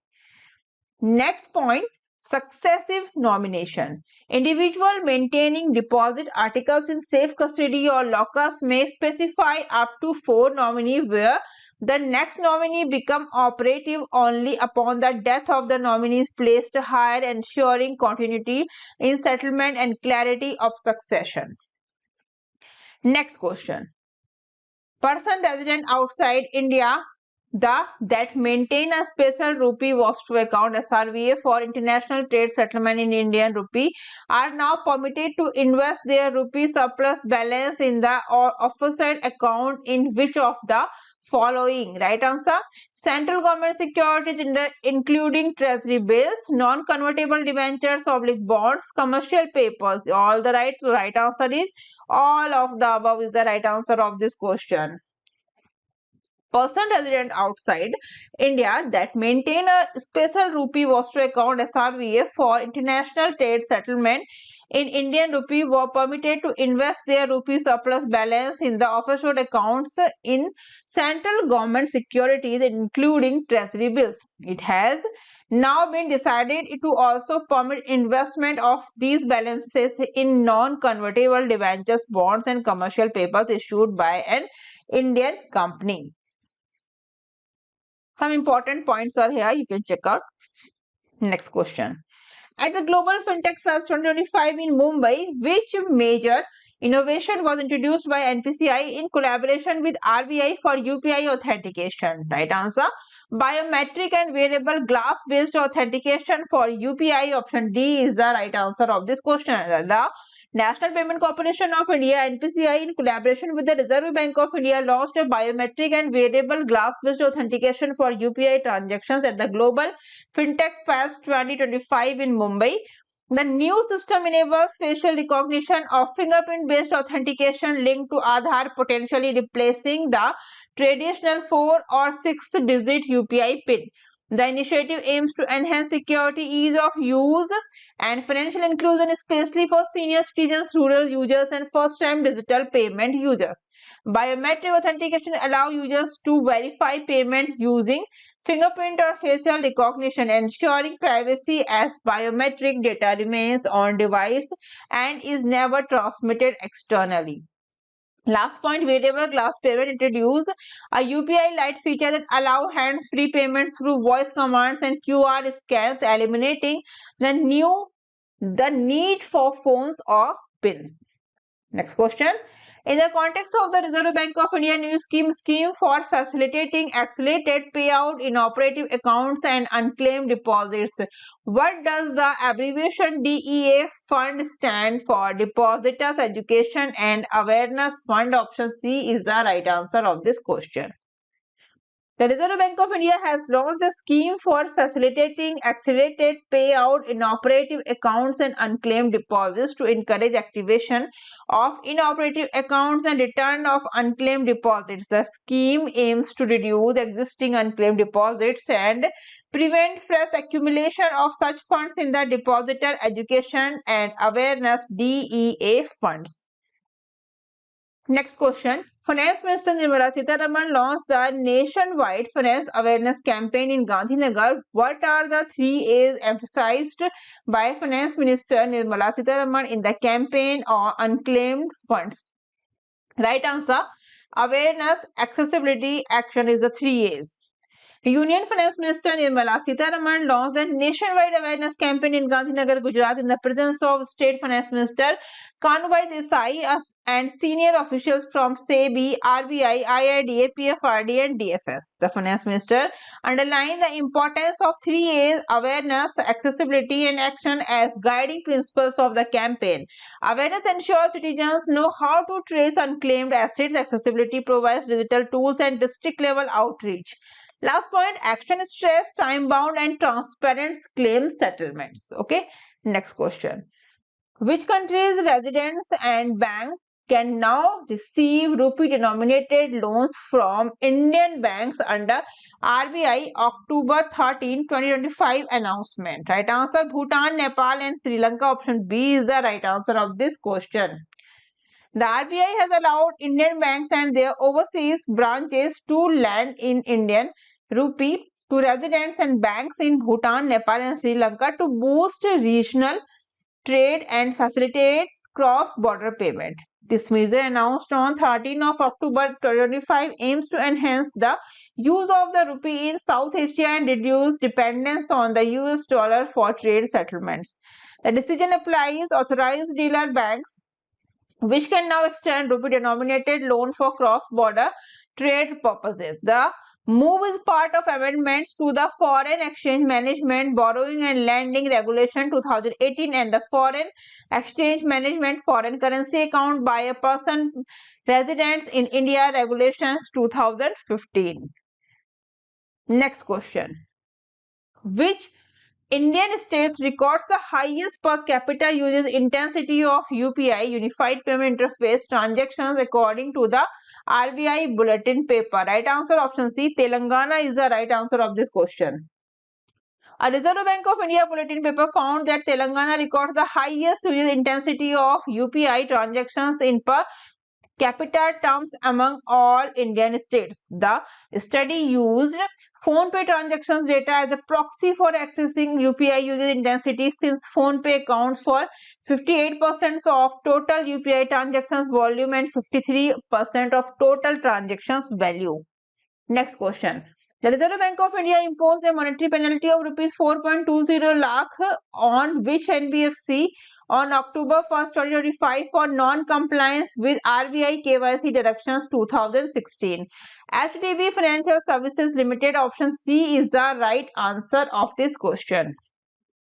The Reserve Bank of India imposed a monetary penalty of rupees 4.20 lakh on HDB Financial Services Limited on 1st of October 2025 for regulatory violations. The penalty was for non-compliance with provisions of the RBI KYC Directions 2016.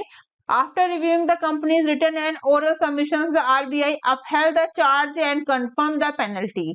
Last, the action was taken under Section 58G. Read the Section 58B5 AA of the RBI Act 1934. Next question. Who is the leading the RBI Retail Central Bank Digital Currency CBDC Sandbox initiative, and what key technological features did he highlight as transformational for banking? Right answer, Subendupati, token-based system for interoperable and faster transactions. Option D is the right answer of this question. The sandbox key features includes fintech collaboration for building apps on the CBDC backend, tokenization support for secure digital money representation, real-time testing of payment system and wallets, and integration with the wholesale CBDC layer as the testing backbone. This initiative is led by Subendupati, Chief General Manager at RBI, who emphasized that token-based system can revolutionize banking by enabling more interoperable, fluid, and faster transactions. Next question. What is the name of the RBI initiative under which public awareness campaigns are conducted through print, TV, radio, digital platform, and text messages? RBI कहता है. Option C is the right answer of this question. The Reserve Bank of India has been conducted public awareness campaigns through print, television, radio, digital platform, and text messages under the RBI कहता है RBI says initiative. To further expand outreach, RBI launched its verified WhatsApp channel in April 2025 to disseminate public awareness message and important updates. The initiative aims to make financial information more accessible, simple, and effective, thereby strengthening trust and resilience in the financial ecosystem. Citizens can now receive official updates from RBI via verified WhatsApp accounts --. Next, users are advised to follow only verified RBI accounts with the blue tick to ensure authenticity. Next question. Which two countries together contributed over one-third of India's total foreign direct investment FDI inflow during financial year 25? United States and Singapore. Option C is the right answer of this question. The RBI released the provisional result of the Foreign Liabilities and Assets FLA Census 2024-25 on 29th of October 2025. The census revealed that the United States and Singapore together contributed over one-third of India's total FDI inflow during financial year 25. Out of 45,700 entities, surveyed 41,570 reported FDI/ODI with 7,880 new participants this year. More than three-fourths of inward FDI companies were subsidiaries of foreign firms with majority ownership. Over 97% of reporting entities were unlisted companies, yet they attracted the bulk of FDI equity capital. Last point, FDI inflow were concentrated in manufacturing, services, and technology sectors, strengthening India's global investments. Okay, next question. Under RBI Regulatory Consolidation Initiative, how many master directions are proposed to replace the existing circulars? Option A, 238 is the right answer of this question. The Reserve Bank of India has consolidated regulatory instructions issued up to October 9, 2025 into 238 master directions covering 11 types of regulated entities. The 11 regulated entities includes commercial banks, small finance bank, payments banks, local area banks, regional rural banks, urban cooperative banks, rural cooperative banks, all India financial institutions, non-banking financial companies, NBFC, asset reconstruction companies, ARC, and credit information companies. Directions issued by NABARD for regional rural banks and cooperative banks have also been included in consultation with NABARD. Next question.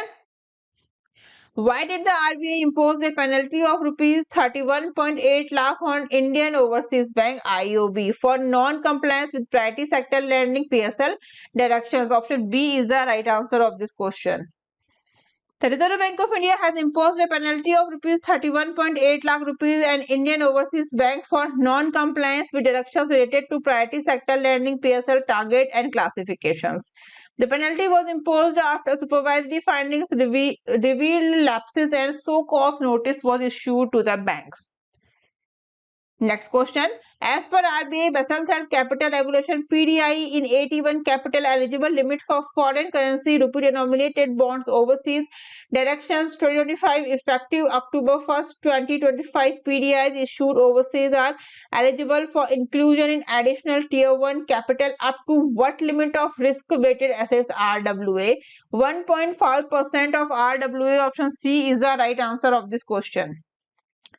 The Reserve Bank of India issued the Basel III Capital Regulations PDI in 81 capital eligible limit for foreign currency rupee denominated bonds overseas directions 2025 effective from 1st of October 2025.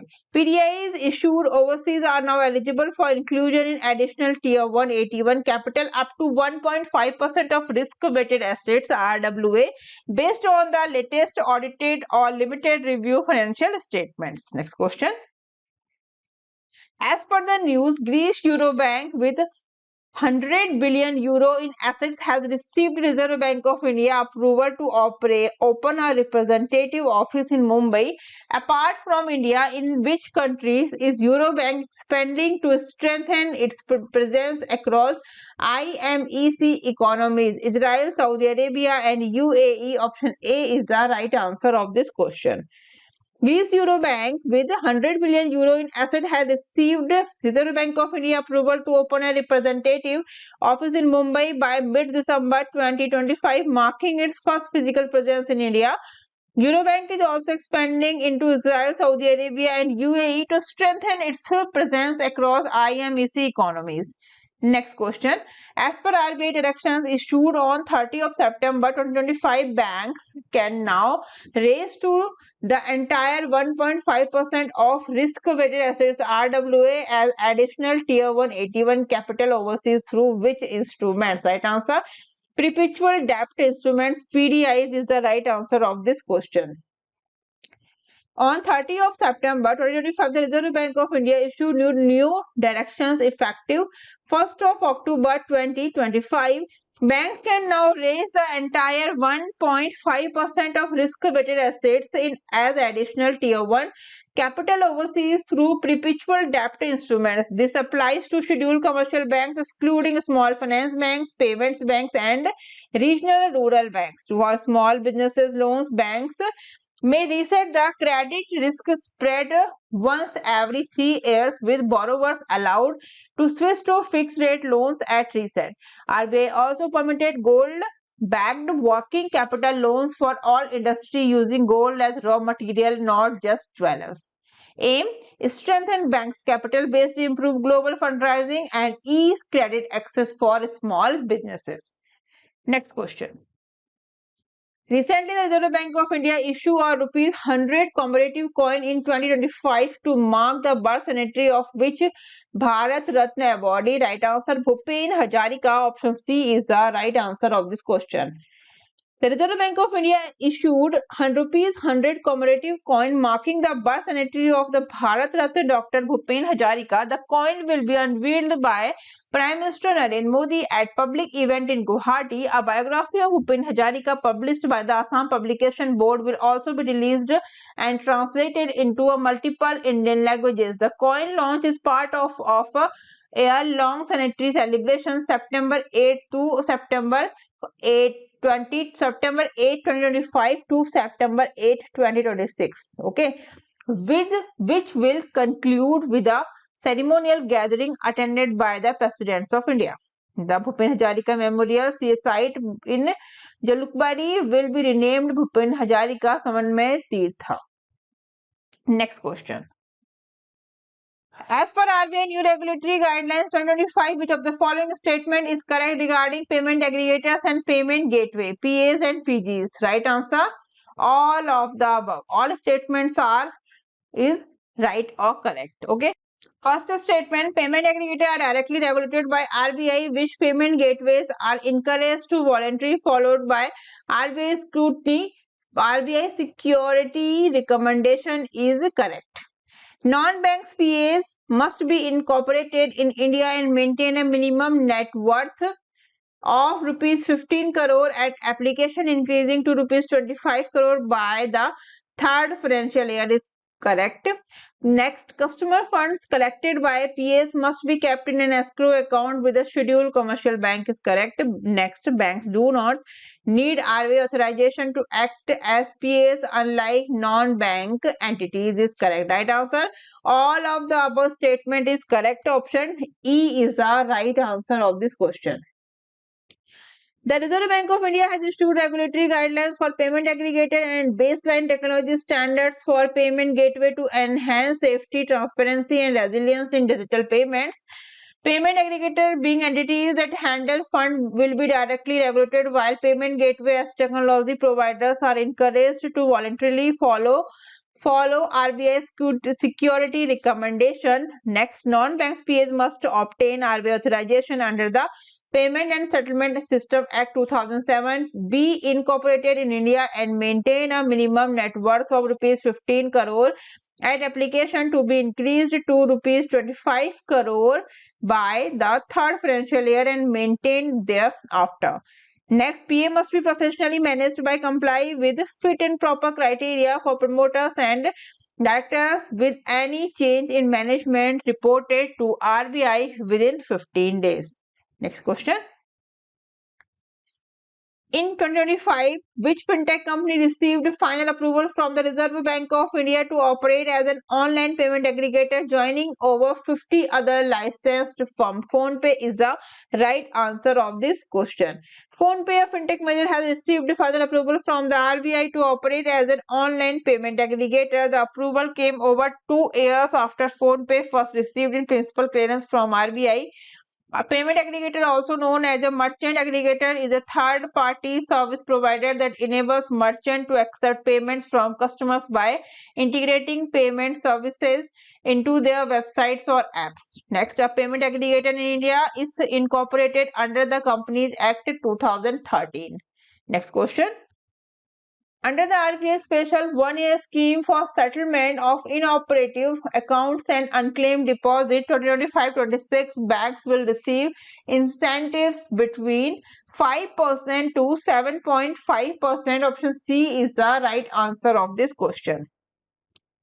The Reserve Bank of India launched a special one-year scheme effective from 1st of October 2025 to 30th of September 2026 to speed up settlement of inoperative accounts and unclaimed deposits. The scheme aims to reduce the large stock of unclaimed deposits over 6 rupees 67,000 crore as of June 2025 and ensure faster return of money to rightful claimants. Next, banks will receive incentives between 5% to 7.5% of the settled amount, capped at rupees 25,000 depending on how long the account has been inactive. Next, for deposit unclaimed for over 10 years, banks can claim the highest incentives. Next, they must submit quarterly claims to RBI, which will be settled within 30 days. Next, the scheme is linked to the Depositors Education and Awareness DA Fund framework. Last, it is expected to both clear old backlogs and prevent future accumulation of unclaimed deposits. Next question. Which digital currency is being tested in the RBI retail sandbox? E-rupee. Option A is the right answer of this question. The Reserve Bank of India has launched a retail sandbox for its CBDC central bank digital currency on 8th of October 2025.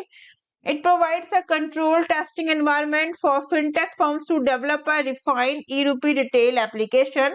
Next, the retail CBDC pilot had originally begun on 1st of December 2022. Next, the currently around 7 million users are already part of India's CBDC ecosystem, and last, the sandbox aims to boost innovation, expand adoption, and ensure regulatory oversight. This move positions India among the global leaders in CBDC experimentation. Next question. What is the full form of FIDC, which recently received SRO status from the RBI? Finance Industry Development Council is the right answer of this question. On 3rd of October, the Reserve Bank of India granted self-regulatory organization status to the Finance Industry Development Council (FIDC), the representative body of NBFCs. This recognition empowers FIDC to oversee compliance, discipline, and best practices among NBFC, ICC, NBFC factors, housing finance companies, and infrastructure NBFCs. With nearly 400 member, FIDC will now function as an extended arm of RBI, strengthening governance and customer protection. The move is expected to enhance transparency, accountability, and stability in the NBFC sector. FIDC CEO Raman Agrawal termed it a red letter day for the industry, marking a new era of self-regulation and responsible growth. Next question. As per RBI fourth bi-monthly monetary policy, financial year 25-26, what was the repo rate repurchase rate kept by the Reserve Bank of India? 5.50% is the right answer of this question. On 1st October, the RBI kept the repo rate unchanged at 5.50% with a neutral stance. Other rates, SDF 5.25%, MSF and bank rate 5.75, CRR 3.50, SLR 18%. GDP growth for financial year 26 was revised upward to 6.8%, while CPI inflation was cut to 2.6%. Credit flow measures, higher limits for loan against shares, and simplified rules for acquisitions and financing, and reduced infra financing costs for NBFCs. Banking reforms, new DICGC, deposit insurance and credit guarantee corporation, risk-based premium model, free digital banking under BSBDA, basic saving bank deposit accounts, and wider coverage under RBIOS, RBI Integrated Embeddment Scheme. Rupee internationalization, expansion of SRVA, special rupee Vostro account, permission for rupee loans abroad, and a new reference rate framework. Next question. The Reserve Bank of India extended the foreign exchange forex outlay period for merchanting trade transactions from 4 months to how many months? Option C, 6 months is the right answer of this question. On 1st October, the RBI announced the steps to support exporters amid global trade uncertainties. The forex outlay period for merchanting trade transaction was extended from 4 to 6 months. Exporters can now repatriate funds from IFSC accounts within 3 months. Earlier, 1 month small value exports, imports bill up to rupees 10 lakh can be closed on self-declaration, easing compliance. A revised ECB framework will widen access, rationalize limits, and relax maturity norms. RBI also promoted rupee trade via special rupee Vostro accounts and rupee loans to neighbors. These measures aims to ease liquidity, cut compliance burden, and boost India's export competitiveness. ठीक है? Next question. Shirish Chandra Murmu appointed as RBI Deputy Governor. What is the right answer? 9th of October 2025. Okay. Shirish Chandra Murmu has been appointed as the new Deputy Governor of the Reserve Bank of India effective October 9th, 2025 for a 3-year term. He will succeed Rajeshwar Rao. Okay. Appointed Shirish Chandra Murmu, position RBI Deputy Governor, effective date 9th of October 2025, tenure 3 years, predecessors Rajeshwar Rao, M Rajeshwar Rao. तो present में RBI के deputy governor, आपको पता है RBI में 4 deputy governors होते हैं.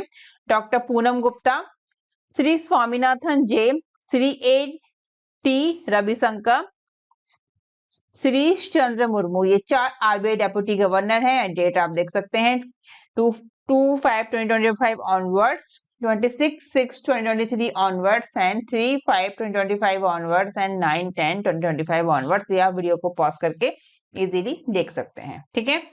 तो कौन हुए हैं आरबीआई के नए डेप्यूटी गवर्नर अपॉइंट? उनका नाम है Shirish Chandra Murmu. Next question. RBI launches a microsite offering 360-degree views of Indian banknotes for public awareness. What is the URL of the portal? Right answer, indiacurrency.rbi.org.in. Option B is the right answer of this question.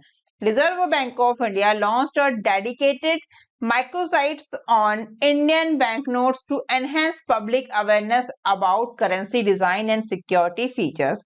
Accessible at indiacurrency.rbi.org.in.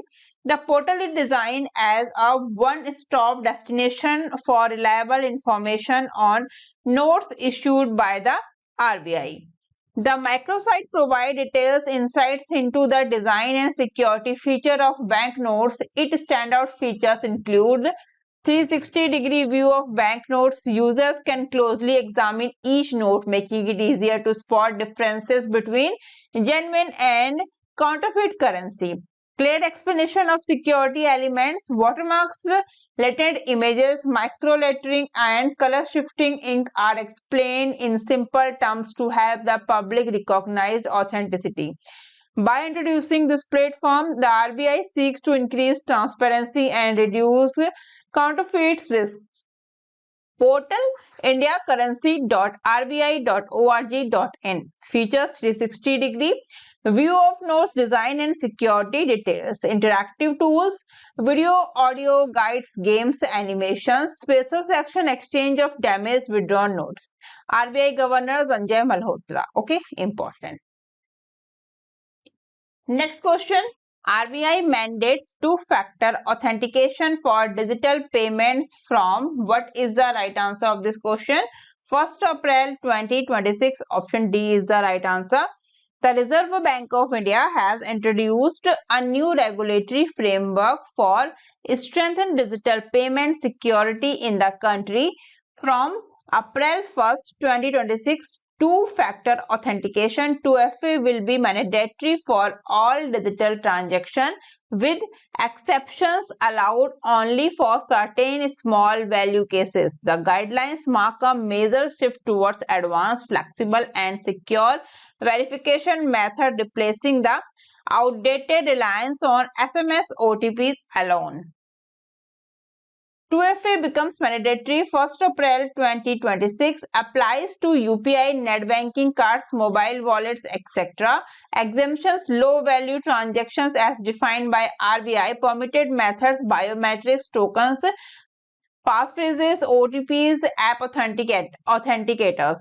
Risk-based checks allowed for extra protection on flagged transactions. SMS OTP still allowed as one of the factors. Important points. Okay. Important points. Next question. Who has been appointed as the chairperson of RBI, Reserve Bank of India Regulatory Review Cell, RRC? Right answer, Rana Asutosh Kumar Singh, Managing Director, State Bank of India. Option C is the right answer of this question. On 17th of September 2025, the Reserve Bank of India announced the creation of Regulatory Review Cell, RRC, under its Department of Regulation effective 1st October 2025. The RRC will ensure that all RBI regulations are reviewed every 5 to 7 years for relevance, efficiency and global alignment. It will be chaired by Rana Asutosh Kumar Singh, MD SBI, with 5 other senior experts from banking, NBFC and insurance. Next question. At the time of applying for RBI authorizations, a non-bank payment aggregator must maintain a minimum net worth of, right answer, 15 crore rupees. Option B is the right answer of this question. On 15th of September 2025, the RBI issued master directions for payment aggregator, consolidating earlier circulars into one detailed framework. The rules apply to both bank and non-bank PAs, with the bank exempt from separate approval but non-banks required to seek RBI authorizations. Non-bank PAs must maintain a net worth of rupees 15 crore at application and rupees 25 crore within 3 years. PAs are classified into PA physical, PA online and PA cross-border, covering in-person, digital and international transactions. Okay. तो right answer हो जाएगा 15 crore rupees is the right answer of this question. Next question. In a heartfelt tribute to Bharat Ratna Dr. Bhupen Hazarika, the Reserve Bank of India has issued a rupees commemorative coin on 13th of September 2025. Right answer, rupees 100 coin. 100 rupees coin is the right answer. In a heartfelt tribute to Bharat Ratna Dr. Bhupen Hazarika, the Reserve Bank of India will issue a rupees 100 commemorative coin on 13th of September 2025 to mark the birth anniversary on the legendary Assamese singer, poet and cultural icon. Prime Minister Narendra Modi will unveil the coin at a public event in Guwahati, kicking off a series of celebrations honoring Hazarika's immense contributions to Indian culture and music. Next question. RBI set up regulatory review cell for a periodic oversight starting from 1st of October 2025 is the right answer of this question. RBI establishes a regulatory review cell RRC and an advisory group on regulations to review financial regulations every 5 to 7 years and enhance stakeholder engagement. The RRC will function under the Department of Regulation in the RBI. It has been set up to ensure a phased review of all regulations, align regulatory frameworks with evolving market conditions, technological advancement and global best practices, maintain regulatory simplicity, consistency and relevance. This move aligns with global trends in regulatory modernization, strengthening India's position as well as regulated financial market. Next question. Important initiatives launched by effective dates, review frequency, advisory body. Initiatives Regulatory Review Cell RRC launched by Reserve Bank of India. Effective date 1st October 2025. Review frequency every 5 to 7 years. Advisory body, advisory group on regulation AGR. Okay, next question. RBI allow banks to offer working capital loan to manufacturers using gold as a raw material. What is the right answer? 1st October 2025 is the right answer of this question. The RBI has permitted banks to extend working capital loan to manufacturers using gold as a raw material, expanding a provisions previously limited to jewelers. Effective October 1st, 2025, the move is a part of wider reforms including flexible interest rate rules and enhanced capital raising options. The RBI has amended its guidelines under the Reserve Bank of India lending against gold and silver collateral. First Amendment Directions 2025 allowing scheduled commercial banks and tier 3 or 4 urban cooperative banks to grant need-based working capital loan to manufacturers and industrial units. These loans can be secured against gold or silver used as raw material or inputs in production processes. The provisions is an extension of an existing carve out that was earlier applicable only to jewelers. Importantly, banks must ensure that borrowers do not acquire or hold gold for investment and speculative purposes. The financing is strictly linked to industrial or manufacturing activity. Next question. Under the RBI Special 1-Year Scheme for Settlement or Inoperative Accounts and Unclaimed Deposit 2025-26, banks will receive incentives between 5% to 7.5%. Option C is the right answer of this question. The Reserve Bank of India launched a special 1-year scheme effective from 1st October 2025 to 30 September 2026 to speed up settlement of inoperative accounts and unclaimed deposits. The scheme aims to reduce the large stock of unclaimed deposits over rupees 67,000 crore as of June 2025 and ensure faster return of money to rightful claimants. Banks will receive incentives between 5% to 7.5% of the settled amount, capped at rupees 25,000 depending on how long the account has been inactive. For deposits unclaimed for over 10 years, banks can claim the highest incentives, the must submits quarterly claim to RBI, which will be settled within 30 days. The scheme is linked to the Depositors Education and Awareness Fund framework. It is expected to both clear old backlogs and prevent future accumulation of unclaimed deposits. Next ये है हमारे सभी social media platform handles check कर सकते हैं. Next question. Under the new RBI norms, what is the minimum assessed net worth A and W required for Tier 3 and 4 UCBs to expand operations beyond their home state? Right answer, rupees 50 crore. Option C is the right answer.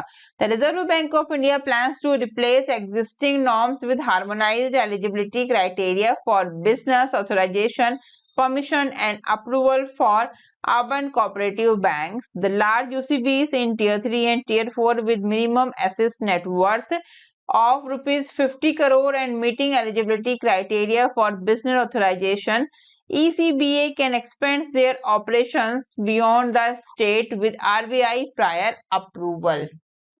Next question. In August 2025, AU Small Finance Bank received in principal approval from RBI to transitions into Universal Bank. Option B is the right answer. AU Small Finance Bank becomes the first SFB to receive in principal approval from the RBI to transitions into a universal bank after more than 11 years. AUSFB is the largest small finance bank in India, holding rupees 2.40 trillion in total business and a 40% market share among all SFBs. AU loan book grew from 13,413 crore rupees financial year 18 to 1.09 trillion rupees, and deposits increased from 7,923 crore rupees to 1.24 trillion rupees. The RBI laid out voluntary transitions norms in April 2024 and AU applied in September 2024. Other SFBs that have also applied: Ujjivan Small Finance Bank, Jana SFB applications are still under review. AU was one of the first 10 entities to receive SFB license in 2015 and began operations in 2017. Unlike others, AU was not a microfinance institutions. Next question. What major change has the RBI introduced regarding special rupee Vostro accounts? What is the right answer? RBI has removed the requirement for prior approval to open SRVs. Option A is the right answer of this question. The Reserve Bank of India has removed the requirement for prior approval for opening special rupee Vostro accounts. As per the latest notification, authorized dealer banks can now open SRVs for overseas correspondent banks without RBI prior permission. Earlier, AD banks were mandated to seek RBI approval before opening such accounts. Next question. The Reserve Bank of India has approved the amalgamation of fraud hit New India Cooperative Banks NICB with Saraswat Cooperative Bank as of March 2025. What was the approximate business size of Saraswat Bank? 91,800 crore rupees is the right answer. Option C. The Reserve Bank of India has sanctioned the scheme of amalgamation of fraud hit New India Cooperative Banks NICB with Saraswat Cooperative Bank.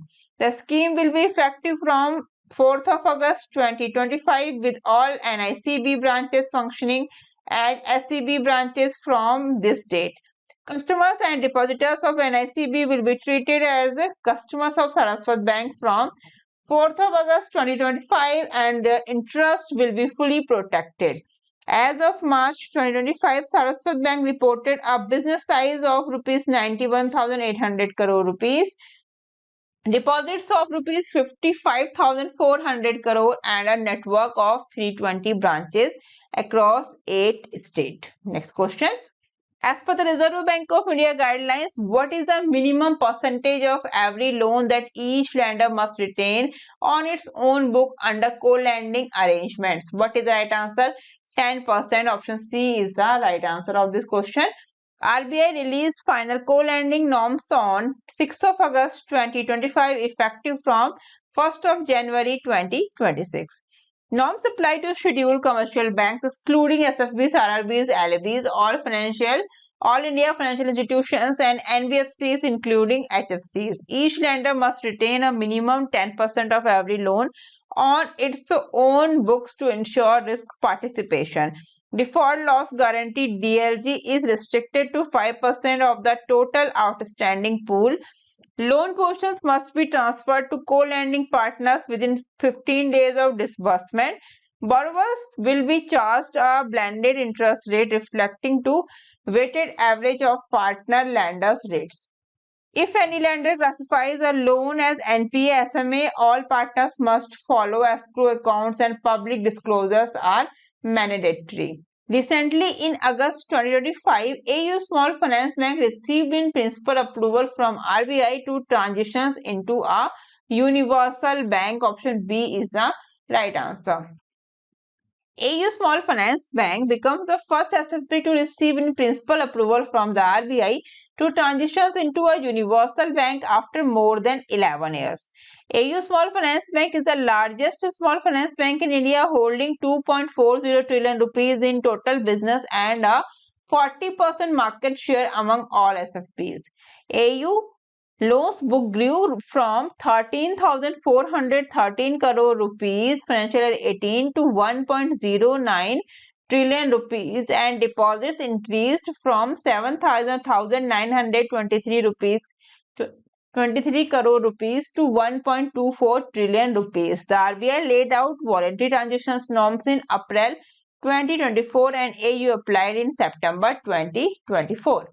Other SFBs that have also applied: Ujjivan Small Finance Bank, Jana Small Finance Bank application is still under review. Next question. Reserve Bank of India imposed rupees 75 lakh penalty on which banks for non-compliance with guidelines on valuations of properties, empanelment of valuers and opening of current accounts by banks need for discipline. Right answer ICICI Bank. Option C is the right answer of this question. Reserve Bank of India imposed rupees 75 lakh penalty on ICICI Bank for non-compliance with regulatory directions on valuations of properties, empanelment of valuers and opening of current accounts by banks need for discipline. RBI conducted statutory inspections for supervisory evaluations of ICICI Bank based on its financial positions as of 31st of March 2024. RBI found that the bank did not carry out property valuations by independent valuers for certain mortgage loans violating guidelines. The bank also opened maintained current account to contravention of regulatory requirements. Due to these violations, RBI imposed a monetary penalty on ICICI Bank. Next question. As per the RBI 2025 draft circular on simplifying claim settlement after the death of an account holder, what is the compensation rate banks must pay for delays in settling deposit-related claims due to their fault? Right answer, bank rate plus 4% per annum is the right answer. Option C. The Reserve Bank of India has released a draft circular aimed at simplifying the claim settlement processes following the death of an account holder. In cases where the delay is due to the bank, compensation must be paid in the form of interest at a rate of bank rate plus 4% per annum on the settlement amount for the delay period. Next question. As per the RBI draft guidelines on claim settlement, what is the maximum thresholds limit bank must set for claims without nominations of survivor clauses based on their risk management policies? Right answer, rupees 15 lakh is the right answer. Option C. Bank must implement an easy procedure for claims on account where there is no nomination or in joint accounts without nominee or survivor clauses to prevent hardship on to claimants or legal thresholds. A threshold limit of rupees 15 lakh must be set by banks based on their risk management policies for such claims. Claims must be settled within 15 days after receiving all required documents. For local or articles is safe custody claims, banks must process the claim and notifying the claimant within 15 days to schedule the inventory of the lockers or articles. Next question. According to the report, the Reserve Bank of India outlines 7 guiding principles for AI adoptions in the financial sector. Which of the following is not one of the 7 foundational principles sutras recommended by the committee? Profit maximization is the right answer. A committee set up by the Reserve Bank of India has submitted a report on framework for responsible and ethical enablement of AI, artificial intelligence free AI in the financial sector. The committee recommended a forward-looking approach with 7 foundational principles, sutras, and 26 actionable recommendations under 6 strategic pillars. The 7 sutras are trust in the foundation, people first, innovation over restraint, fairness and equity, accountability, understandable by design and safety, resilience and sustainability. Next question. Under which section of the RBI Act 1934 were the scores of 16 NBFCs originally cancelled? Section 45I. Option A is the right answer. The Reserve Bank of India has restored the certificate of registration of 2 NBFCs, Sabros Finvest Private Limited, Alpine Finlease Limited. The restoration followed favorable orders from the Appellate Authority and relevant courts. The RBI cancelled course of 16 NBFCs under Section 45I of the RBI Act 1934, prohibiting them from NBFCs related activities. Next question. What is the major changes in settlement under the Reserve Bank of India check truncation system reform? CTS reform. Right answer. Settlement will shift to same day hourly settlements. Option B is the right answer. On 13th of August 2025, the Reserve Bank of India will transition the CTS to a continuous clearing and settlement on realizations in 2 phases. Phase 1 begins on 4th of October 2025 and Phase 2 on 3rd of Jan 2026. The current batch-based system T plus 1 or T plus 2 will be replaced by same-day hourly settlement. Checks will be scanned and sent continuously between 10 a.m. to 4 p.m. with confirmation by drawee banks until 7 p.m. In Phase 1, checks not confirmed by 7 p.m. will be deemed approved in Phase 2. Confirmation must occur within T plus 3 hours of presentation. This move aims to reduce settlement risk, improve customer experience, and enhance banking efficiency. As per the Reserve Bank of India guidelines, what is the minimum percentage of every loan that each lender must retain on its own books under co-lending arrangements? What is the right answer? 10%. Option C is the right answer of this question. RBI released final co-lending norms on August 6, 2025, effective from 1st of Jan 2026. Norms apply to scheduled commercial banks excluding SFBs, RRBs, LABs, all India financial institutions and NBFCs including HFCs. Each lender must retain a minimum 10% of every loan on its own books to ensure risk participation. Default loss guarantee is restricted to 5% of the total outstanding pool. Loan portion must be transferred to co-lending partners within 15 days of disbursement. Borrowers will be charged a blended interest rate reflecting the weighted average of partner lenders' rates. If any lender classifies a loan as NPA SMA, all partners must follow escrow accounts and public disclosures are mandatory. Next question. RBI announces 3 major initiative doorstep KYC camp simplified claims for deceased customers. RBI has directed banks to organize special camps at the panchayat level from July 1st to 30 of September 2025.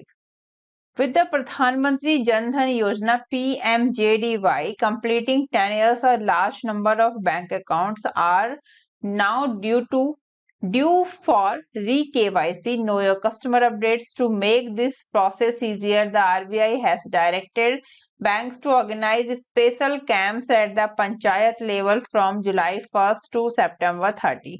These camps will not only help account holder update their KYC details but also provide information on micro insurance schemes, promote pension plans for rural customers, offer grievances redressal facilities on the spot. Next question. RBI had decided to transition CTS to continuous clearing and settlement on realization in two phases. Phase 2 shall be implemented from 3rd of January 2026. Option C is the right answer. It has been decided to transition CTS to continuous clearing and settlement on realization in two phases. Phase 1 shall be implemented on 4th of October 2025 and Phase 2 on 3rd of Jan 2026. This directive is issued under Section 10 to read with Section 18 of Payment and Settlement System Act 2007, Act 51 of 2007. Modalities of continuous clearing with settlement on realizations in CTS. First, single presentation session with continuous delivery. For A, first जो रहेगा, there shall be a single presentation session from 10 a.m. to 4 p.m. Checks received by the branches shall be scanned and sent to the clearing houses by the banks immediately and continuously during the presentation session. The clearing house will in turn release the check images and drawing banks on a continuous basis. Second, continuous inward processing and confirmation by banks. First, the confirmation session shall start 10 a.m. to close at 7 p.m. For every check presented, the drawing bank shall generate either positive confirmation for honored checks or negative confirmation for dishonored checks.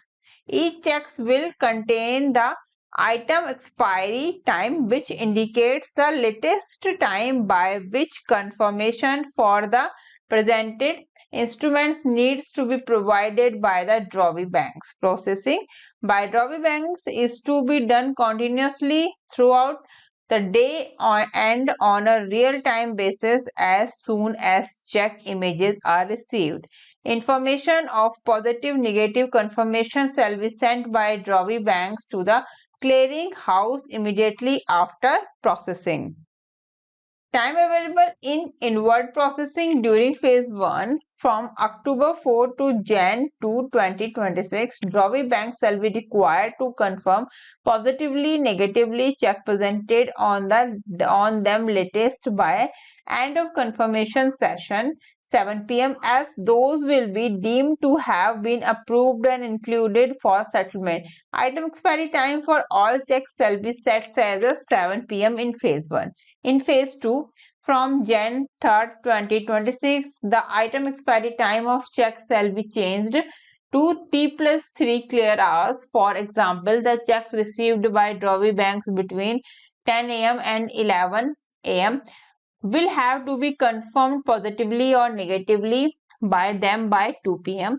3 hours from 11 a.m. Checks for which confirmation is not provided by the drawing banks in the prescribed 3 hours shall be treated as deemed approved and included for settlement at 2 p.m. Settlement on realizations. No accounting entries will be posted for presentation of checks. Starting from 11 a.m. settlement will be arrived every hour till the end of confirmation session based on the positive confirmation received from drawing banks and check considered deemed approved. Third, no accounting entries shall be passed for check with negative confirmation. Releasing payment to customer on completions of settlement. Clearing house shall release the information of positive and negative confirmations to the presenting banks. The presenting bank shall process the same and release the payment to the customer immediately but not later than 1 hour from successful settlement subject to usual safeguards. Next question. What was the amount of liquidity injected by the Reserve Bank of India through the variable rate repo VRR auction on 23rd of July 2025? Right answer 50,000 crore rupees is the right answer, option B. On 23rd of July 2025, the Reserve Bank of India conducted a surprise two-day variable rate repo auctions VRR auctions to inject rupees 50,000 crore into the banking system. Reasons: the overnight call money rate had surged to 5.79%, breaching the repo rate of 5.50%, prompting RBI to shift its liquidity stance from absorptions to injections. Liquidity strains despite a surplus of rupees 2.42 lakh crore, nearly rupees 2 lakh crore was locked in reverse repo operations, leaving only rupees 42,000 crore as usable liquidity. Auctions outcome: banks bid 71,902 crore rupees. RBI accepted rupees 50,001 crore at a weighted average rate of 5.58%. Impact: the move helped stabilized short-term rates and signaled RBI commitment to maintaining monetary policy alignment. Next question. According to the Reserve Bank of India, imposed a penalty of rupees 2.70 lakh on Shriram Finance Limited for violating provisions under which act? Right answer RBI Digital Lending Directions 2025. Option C is the right answer. The Reserve Bank of India imposed a monetary penalty of rupees 2.70 lakh on Shriram Finance Limited for violating provisions of the RBL Digital Lending Directions 2025. The penalty on SFL was imposed under the powers granted by Section 58G and Section 58B of the RBI Act 1934. RBI clarifies that this penalty is for regulatory non-compliance and does not affect the validity of any transactions or agreements between Shriram Finance and its customers. Shriram Finance Limited is one of India's largest retail non-banking financial companies. Separately, RBI imposed a monetary penalty of rupees 4.88 lakh on HDFC Bank Limited. The penalty on HDFC Bank was imposed under Section 11 of Foreign Exchange Management Act FEMA 1999. The violations involve granting a term loan to a client without adherence to FEMA norms. Next question. Who has been appointed as the new CEO, Chief Executive Officer of the Reserve Bank of India Innovation Hub RBIH in 2025? Sahil Kini, option C is the right answer. Sahil Kini, a veteran fintech entrepreneur and a former Setu co-founder, has been named the new Chief Executive Officers of the Reserve Bank Innovation Hub RBIH in Bengaluru, succeeding Rajesh Bansal, who completed his 4-year term earlier in 2025. About the Reserve Bank of India यानी कि RBI Innovation Hub established in 2022 as a fully owned RBI arms in Bengaluru, mandate drive collaboration among government banks, startups and tech firms to spur inclusive lending, fraud prevention, and digital financial infrastructure. Next question. According to the RBI Financial Stability Report, how is India's financial system currently described? Right answer resilience and well capitalized is the right answer of this question, option C. Despite global uncertainties, India's financial system remains resilient and well capitalized as per the Reserve Bank of India Financial Stability Report FSR.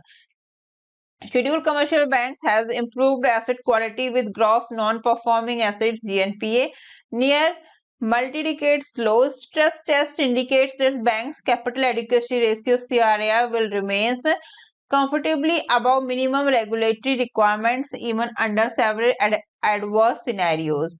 RBI Governor Sanjay Malhotra highlighted the strength of banking and non-banking sectors with healthy balance sheets supporting economic stability.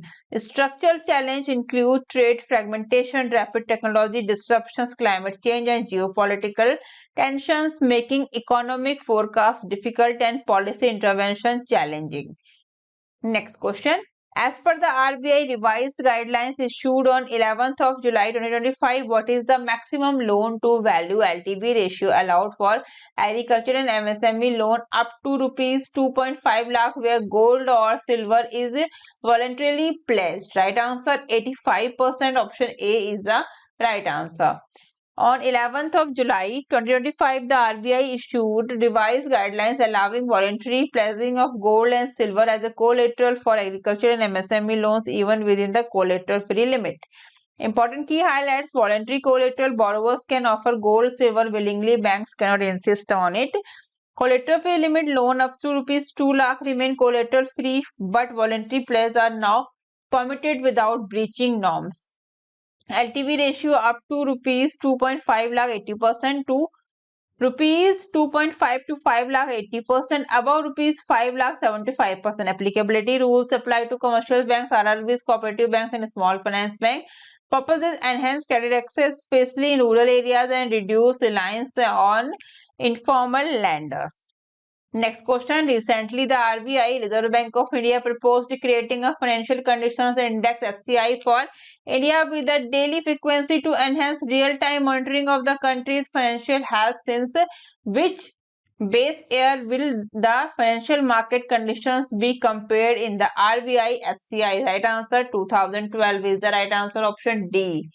Reserve Bank of India has proposed creating a financial conditions index FCI for India with the daily frequency to enhance real-time monitoring of the country's financial health. The index aims to provide a high frequency gauge of how tight or easy financial market conditions are compared to their historical average since 2012. Next question. What is the maximum that a single regulated entity such as a bank or NBFC can invest in an AIF scheme under the revised norms? 10% of the AIF corpus. Option B is the right answer.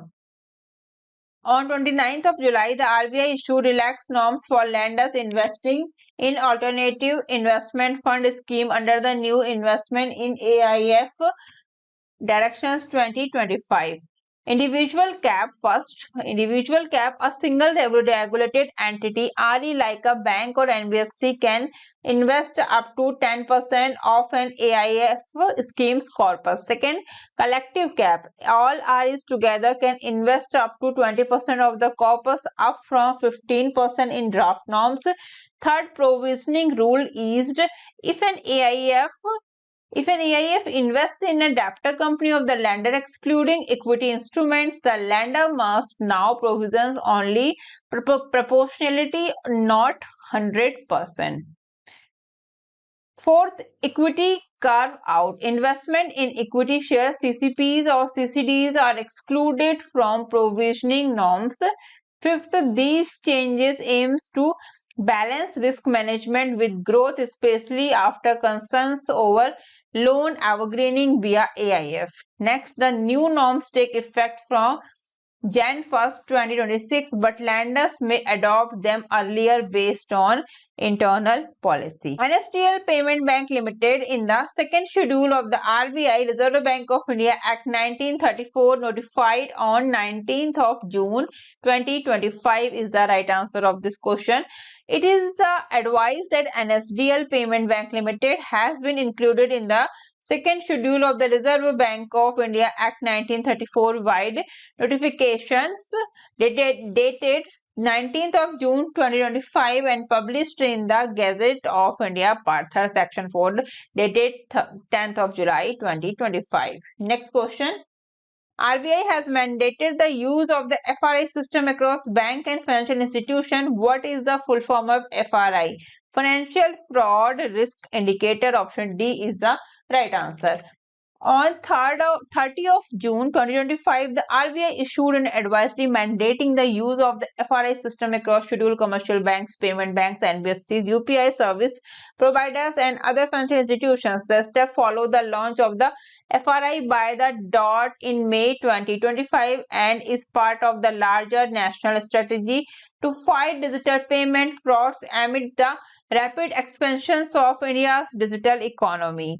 Objectives and purpose of FRI to detect and mitigate cyber threats and financial frauds at the point of transactions, to create a collaborative intelligence sharing ecosystem between telecom authorities and financial entities.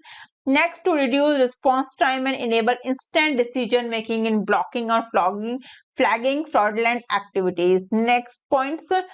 FRI classifies mobiles number into three risk categories. First, medium; second, high; third, very high. Next, risk classification is based on first, reports from National Cybercrime Reporting Portal NCRP; second, intelligence from Chaksu platform; third, input from banks and financial institutions. Next point, real-time action enabled by RBI. Banks and fintech platform can first block or delay high-risk transactions. Next, alert customers before processing questionable payments. Next, verify, identify before allowing sensitive actions. Help prevent UPI based and mobile linked financial frauds. Institutions already adopting FRI: PhonePe, Paytm, ICICI Bank, PNB, HDFC Bank, and India Post Payment Bank. Next question. From 16th of July 2025, all India government payment above rupees 75 crore must be made through the RBI e-Kuber system.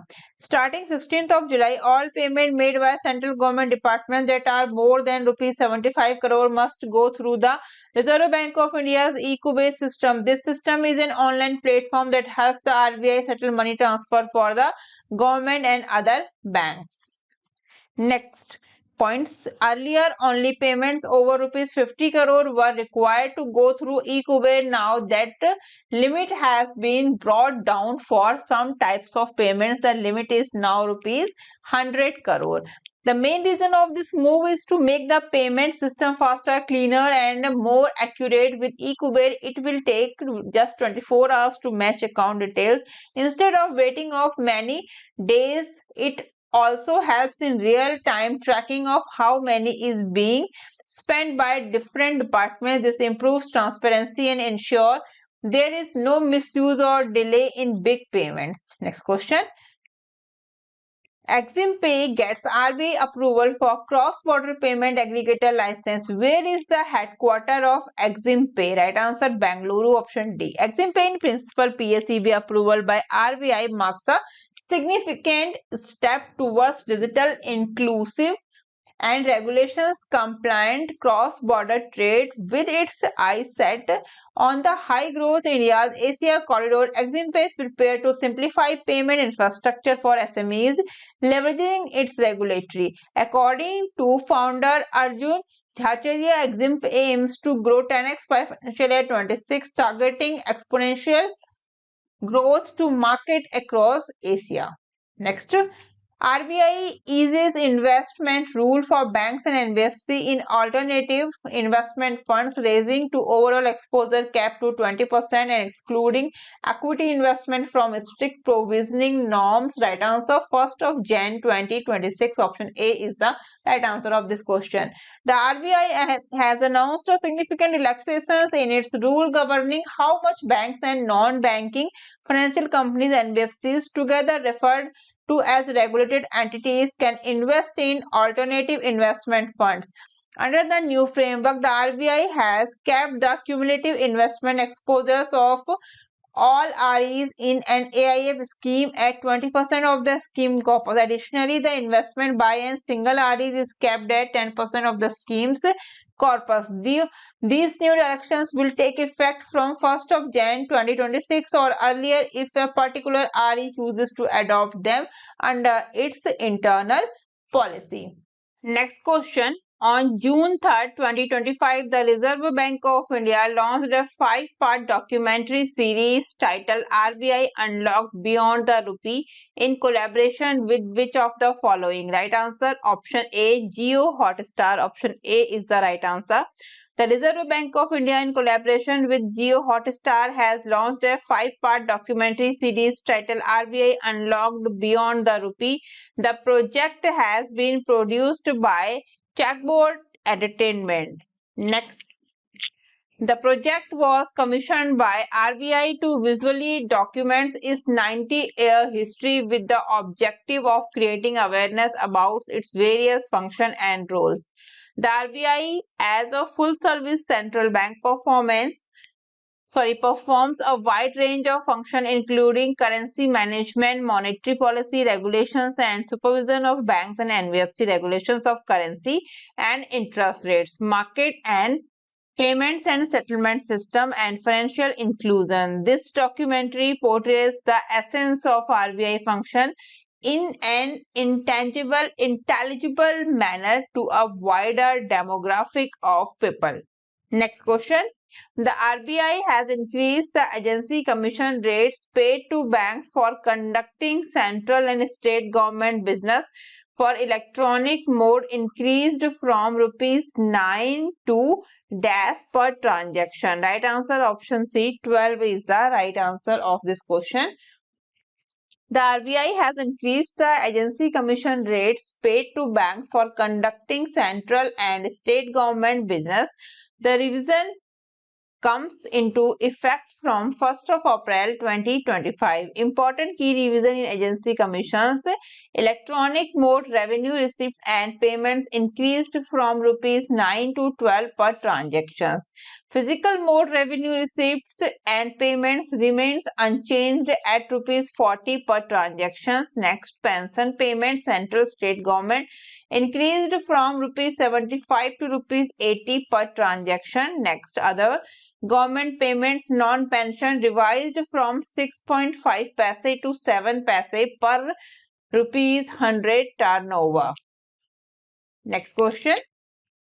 To combat the rising instances of fraud in Aadhaar-enabled payment system AEPS transactions, the Reserve Bank of India has introduced a set of revised operational guidelines effective from 1st of January 2026. Option A is the right answer.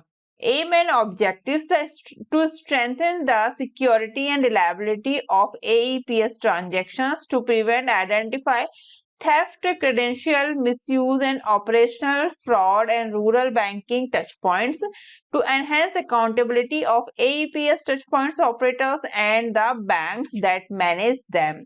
Important key guidelines issued: KYC and due diligence. Acquiring bank must conduct full KYC at onboarding as per RBI Master Direction KYC 2016. Operators inactive for over 6 months must undergo KYC re-verification before being reactivated. One operator, one bank rule. AEPS touchpoint operators will be allowed to work with only one acquiring bank. Implementation and enforcement lie with NPCI and the acquiring banks. Operator activity monitoring. Bank must continuously monitor operator transactions. Assign transactions limits based on risk profile.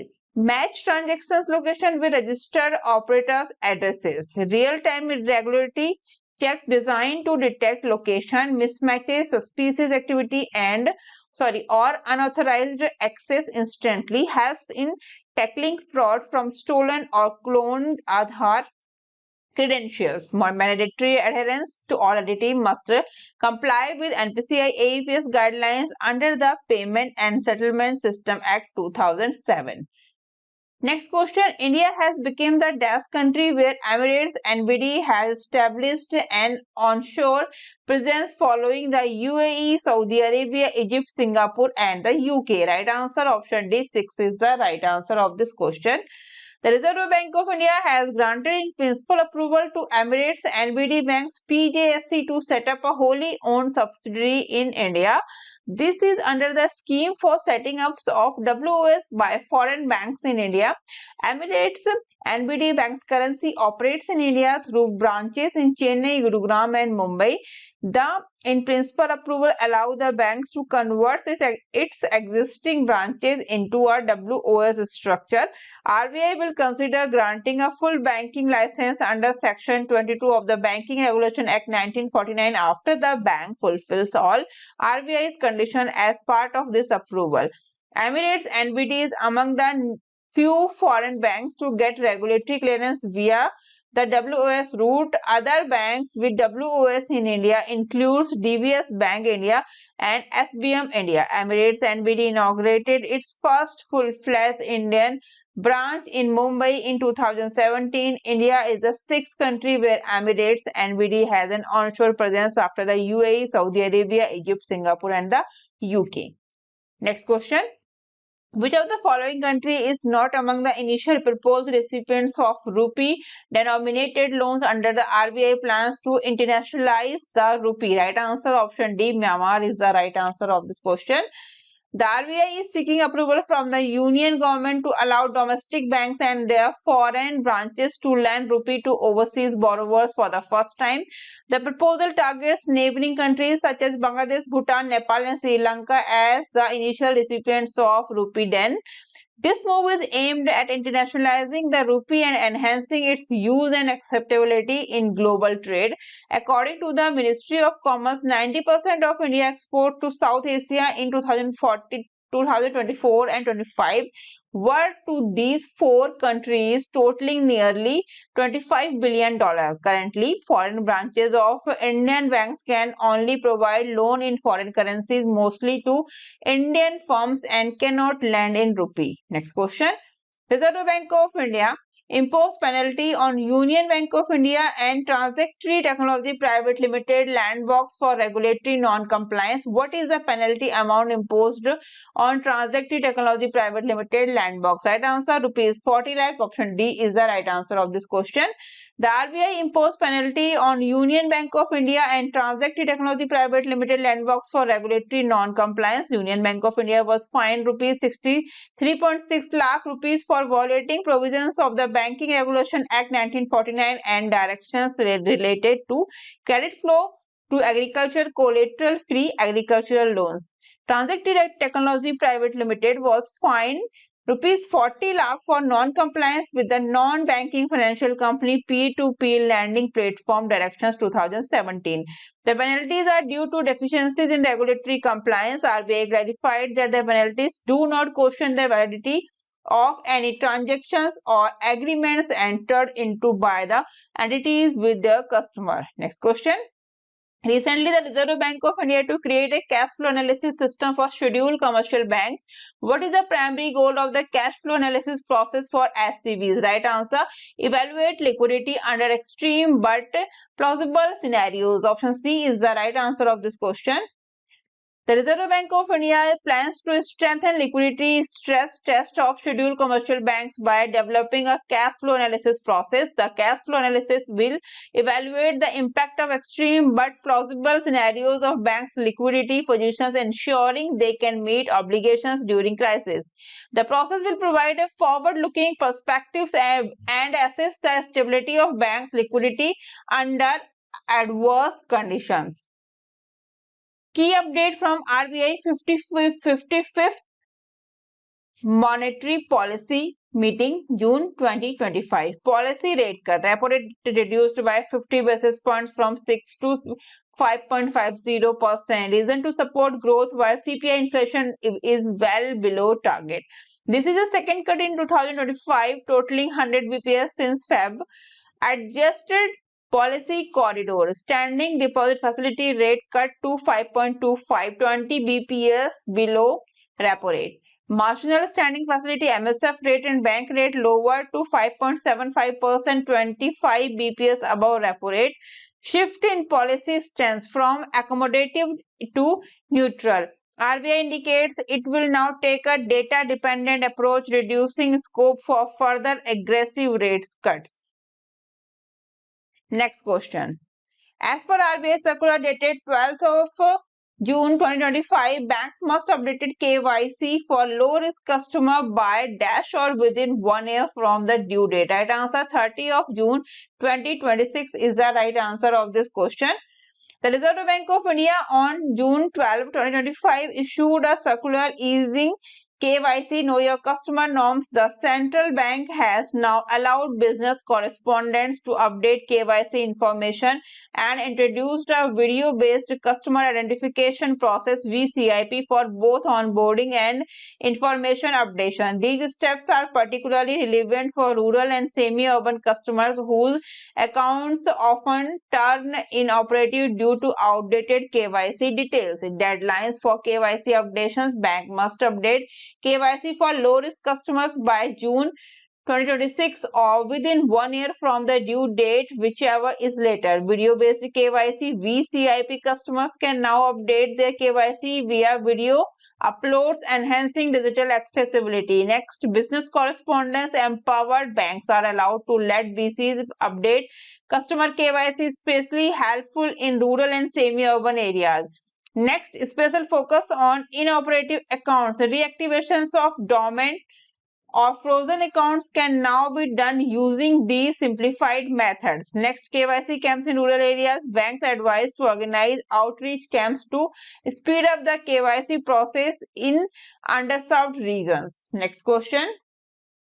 What was the capital to risk weighted asset ratio CRAR of banks as reported by the RBI for financial year 24-25? Right answer 16.8%. Option B is the right answer of this question. Banks profitability up, NPAs at 2.5%, 30 years low, CRAR at 16.8, fraud surged to 21,367 crore rupees. Unclaimed deposits rose to 78,213 crore rupees. Balance sheet up 8.2% to 76.25 lakh crore rupees. Income rose 22.7% to 3.38 lakh crore rupees, enabling to a 2.69 lakh crore rupees surplus transfer to the government. Next question. As per the RBI second bi-monthly monetary policy for financial year 25-26, what is the revised CPI inflation forecast for financial year 25-26? Right answer 3.7% is the right answer of this question. Repo rate cut reduced by 50 basis points to 5.50%, marking the third consecutive rate cut this year. Cash reserve ratio lowered by 100 basis points to 3%, implemented in 4 stages to enhance liquidity. GDP growth projection retained at 6.5% for financial year 25-26, supported by the government capital expenditure and resilient consumption. Inflation outlook: CPI inflation revised down to 3.7%, reflecting stable food prices and easing fuel cost. Policy stance shifted from accommodative to neutral, signaling a balanced approach to monetary policy. Next question.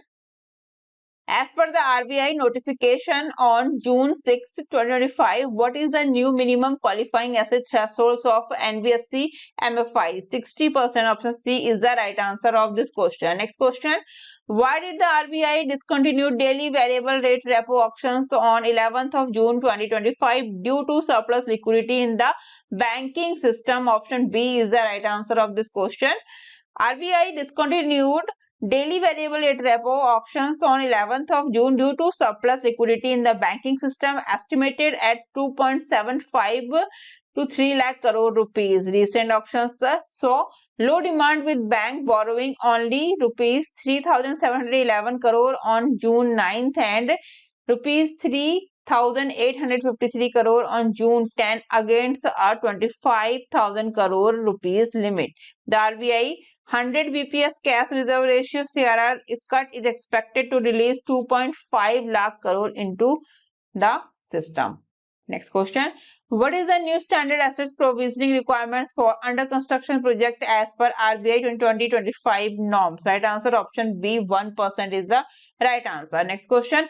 Reserve Bank of India has shifted in Andhra Pradesh regional office to which city? Right answer Vijayawada. Option C is the right answer of this question. Next question. According to the latest release, the overall SDQI score for SCBs has improved from 88.6 in March 2024 to right answer 89.3 in March 2025. RBI has developed the Supervisory Data Quality Index to assess the quality of data submitted by scheduled commercial banks. This index evaluates banks based on 4 crucial parameters: accuracy,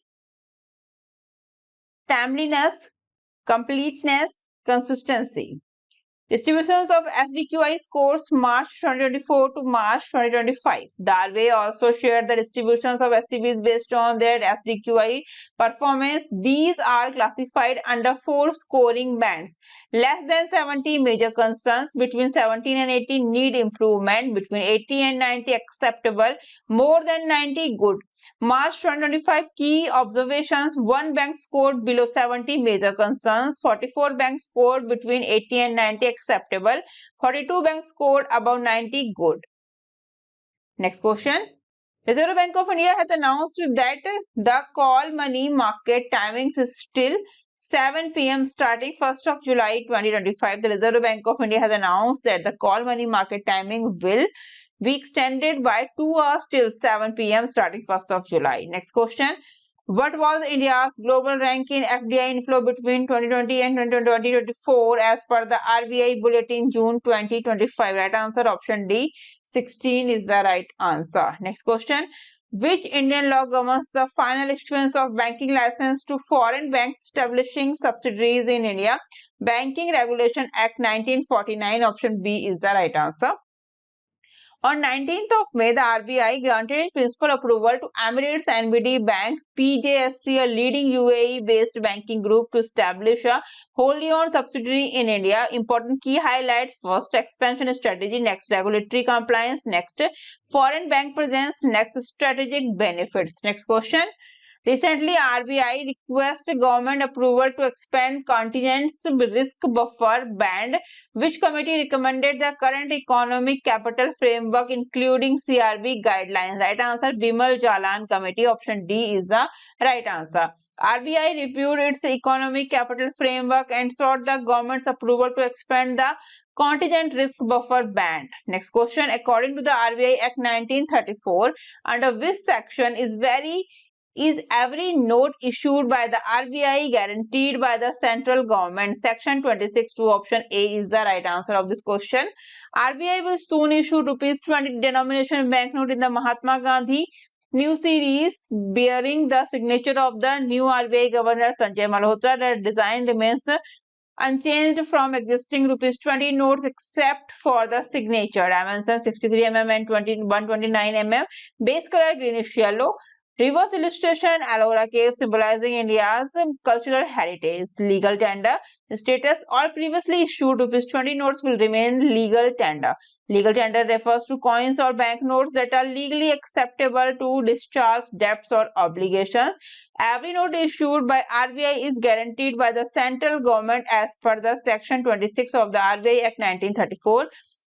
Even rupees 1 note issued by the government of India are legal tender. RBI Governor Sanjay Malhotra was appointed as the RBI Governor from 11th of December 2024 for a 3-year term. Next, under the new RBI regulations, which portal must regulated entities use to report their digital lending apps DLAs? Right answer, Centralized Information Management System, CIMS is the right answer. RBI issued a new regulations under the Reserve Bank of India Directions 2025 aimed at increasing transparency and accountability in the digital lending sector. Centralized reporting of digital lending apps. All regulated entities must upload details of their DLAs on the Centralized Information Management System portal by 15th of June 2025. Next question. As per RBI proposed KYC changes, how many advance intimations must banks give before the KYC due date? Right answer, option C, 3 is the right answer of this question. The RBI has proposed draft amendments to its KYC master directions aiming to simplify compliance and reduce the burden on customers, particularly those classified as low risk. Next question.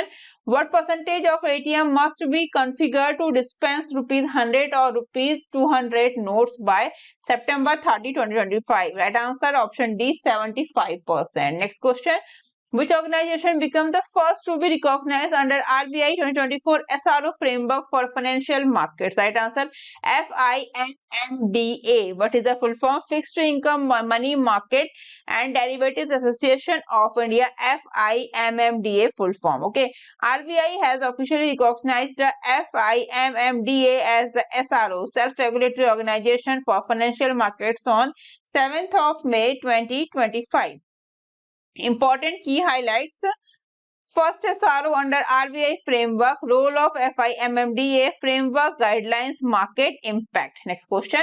What regulatory change did the RBI implement regarding concentration limits for foreign portfolio investors in corporate bonds? Right answer, remove the 15% concentration limit entirely. Option D is the right answer of this question. Next, what is the primary purpose of the 3 surveys launched by the RBI in May 2025 to gather consumer sentiments ahead of the monetary policy meeting? Option B is the right answer of this question. Next question. From 1st of May 2025, the Reserve Bank of India mandates use of Pravaha portal for all regulatory applications from 1st of May 2025. What is the full form of Pravaha as per the RBI's directive? Right answer, platform for regulatory applications, validations and authorization. Option B is the right answer of this question. RBI has issued a directive requiring all regulatory financial entities to use the Pravaha portal for submitting applications related to license, authorization and approval starting 1st of May 2025. This move aims to centralize regulatory communication and bring uniformity across the financial system. What is the Pravaha? Pravaha stands for Platform for Regulatory Applications, Validations and Authorization. It is a secure web-based digital platform launched by the RBI, purpose to enable filling, tracking and managing of application for license, authorization and approvals. Next question. Who chaired the RBI working group that reviewed trading and settlement timings in financial markets? Right answer, Radha Shyam Ratu is the right answer of this question. A working group of Reserve Bank of India chaired by Radha Shyam Ratu reviewed trading and settlement timings and recommended extending call money markets trading hours. Next question. Recently, the Reserve Bank of India proposed removing the cap of Vostro accounts investment to boost rupee-linked trade. In which year did the RBI allow the opening of special rupee Vostro accounts for international trade settlement? 2022. Option D is the right answer of this question. RBI has sought the government's approval to remove the cap on foreign banks using Vostro accounts to buy short-term sovereign debts, aiming to boost rupee-denominated trade. Special rupee Vostro accounts. In 2022, the RBI allowed overseas banks to open SRVs to settle trade transactions in the rupee as part of the efforts to enhance the currency internationalization. Next question. In May 2025, what was the monetary penalty imposed on ICICI banks by the RBI for non-compliance with cybersecurity and KYC directions? Right answer, 97.80 lakh is the right answer of this question. It's the table. Bank of Baroda, monetary penalty 61.40 lakh rupees. Reason you can check. Regulatory violations. IDBI Bank 31.80 lakh rupees. Bank of Maharashtra 31.80 lakh rupees. ICICI Bank 97.80 lakh rupees. Axis Bank 29.60 lakh rupees. Next question. Who was appointed as Deputy Governor of the Reserve Bank of India on 2nd of May 2025, leading the reassignment of portfolios? Right answer, Dr. Poonam Gupta. Option B is the right answer. On 2nd of May 2025, the RBI reassigned portfolio among its 4 deputy governors following the appointment of Dr. Poonam Gupta. RBI has assigned roles among its deputy governor. Poonam Gupta oversees monetary policy, financial stability, economic and policy research, international affairs and communication. M. Rajeswar Rao manages regulations, enforcement, legal risk monitoring, coordination. T. Ravi Shankar handles payment system, fintech, foreign exchange, IT and government accounts. Swaminathan Janki Raman supervises consumer protection, financial inclusion, deposit insurance and inspection. Next question. What regulatory change did the RBI implement regarding concentrations of limits for foreign portfolio investor FPIs in corporate bonds? Right answer, remove the 15% concentration limit entirely. Option D is the right answer. RBI relaxed Foreign portfolio investor norms on corporate bonds on 8th of May 2025 aiming to boost foreign inflow and deepen India's bond market. Important key regulatory changes: short-term investment limit removed. FPI were earlier restricted to investing only 30% of their corporate bond holding in securities with less than 1 year maturity. This limit is now removed, allowing FPIs to freely invest in shorter durations corporate bonds. Concentration limit withdrawn. Previously, FPIs could invest only up to 15% of the prevailing corporate bond investment limit. This restrictions is eliminated, giving FPI greater investment flexibility across corporate debt. Next, immediate implementation. Next, revised norms took effect immediately from 8th of May. Next, FPI can now diversify holding without regulatory constraint. Next question. RBI transferred how much amount surplus to center for financial year 25? Right answer 2,68,590.07 crore rupees. Option B is the right answer. Next question. On 21st of May 2025, RBI officially notified the establishment of a new payment regulatory board PRB, a dash member body tasked with regulating and supervising payment system in India. Option C 6 is the right answer. On 21st of May, the RBI officially notified the establishment of a new payment regulatory board, a 6-member board tasked with regulating and supervising payment system in India. This new board replaces the earlier board of regulations and supervision of payment and settlement system and notably includes for the first time 3 nominees from the central government. The PRB will be chaired by the RBI governor, reflecting the central bank's continued leadership role in the payment ecosystem. Next question. You can check the board name, replaces chairperson, members, ex officio members, government nominee, key functions. Next question. As per the RBI 2025 circular, from what age can minors independently open and operate bank accounts? Right answer option B. 10 years is the right answer of this question. India's central bank, the RBI, announced on 21st of April that minors above the age of 10 will be able to open and operate independent bank accounts. Minors of any age can open saving and term deposit accounts through their natural or legal guardians. Minors can also open such accounts with their mother as the guardians. RBI latest circular encourages banks to catch depositors young by allowing minors to open and operate deposit accounts. Bank may set limit and terms for opening and operations of minor account based on their risk management policies. The banks are free to offer additional facilities such as internet banking, ATM debit cards, and checkbooks to minors subjects to risk assessments and suitability. Next, independent operations, guardians options, additional services, transitions of majority, bank compliance purpose.